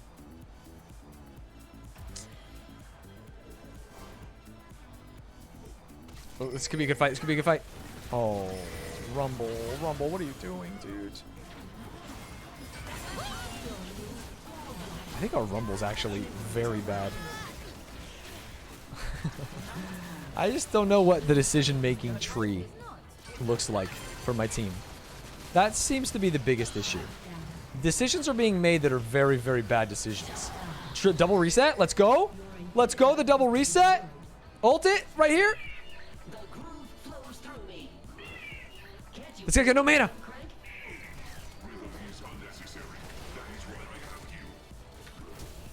Oh, fucking cringe. Kron's missed. Gosh darn.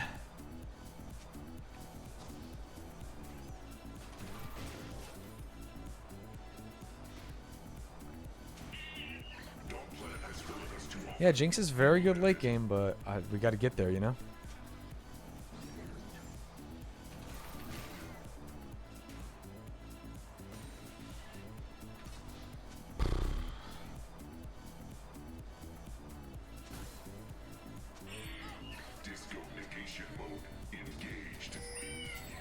Am I getting ratted on? Raccooned on? That's 2 flashes for something on the map if you can. Oh, that's sweet. That's very sweet of you to think that. They are still so much stronger, even with no flashes. We have to stop Baron. Sweeper in 15. Stop existing. I actually think that this could be worth it. Okay, he's got no W for Jinx. That's kind of big. Oh, we lost one bot. Oh, they get Baron here. We can't force that. Jinx, you're crazy. That's not even in bush. They're just gonna end the game. We gotta go back. Useless for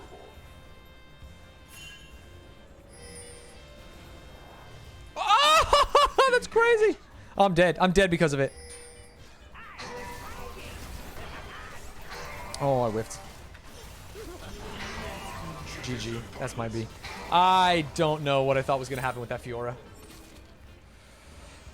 Yeah, chat, I'm not looking for advice here. This game is almost unwinnable. Their Nasus is 11-2 with 750 stacks. My Fiora's 2-9. I can't go anywhere and ward. I'm the only one with any ward score. My vision score is 60. Look at these people. 16, 13. It's not a situation of, hey, they have no flashes, let's push them. It's a situation of something crazy has to happen to win here. Oh. Fiora did get a double kill within 3 minutes. Oh, she didn't get a kill after that? Oh, it sucks. That does suck. Jinx, you know what? We tried. The jungler got her the double, to be fair. Or I don't know if it was her that got the double. Oh, she literally got no other kills after that. She did get the double. That's very unfortunate. Is there a timeline of when she got that kill and then when she never got a kill again? Oh. Do you think Optic will enter Valorant or any other games again? Wanted to ask on the podcast but missed it. Baja Blast Me, thank you so much for the bits. So Optic cannot enter another game. For as long as they use the Optic brand in Call of Duty League, that can be the only Optic. If they leave Call of Duty League, they can then expand and go back into CSGO and Valorant and Rocket League. While they are in CDL, they are using their NRG brand for the same kind of suite of companies. There's a little bit of weirdness between Andy and Hex, not between them, but like in how they split the company. But Optic can only be Call of Duty right now. One more. No, I told Rochelle I'd be done around 4, and we're going to go hang out and do some stuff, so. Do I need to be more of a team player? That might have done it. I told Rochelle we'd go do some stuff, hang out, so. I am actually going to call it early today. We did a stand show. We had some fun. We played some League of Legends. We did some predictions. Oh, yeah, don't. Just refund. You can refund it. Don't worry. You can refund it, but thank you, Lurky Turkey.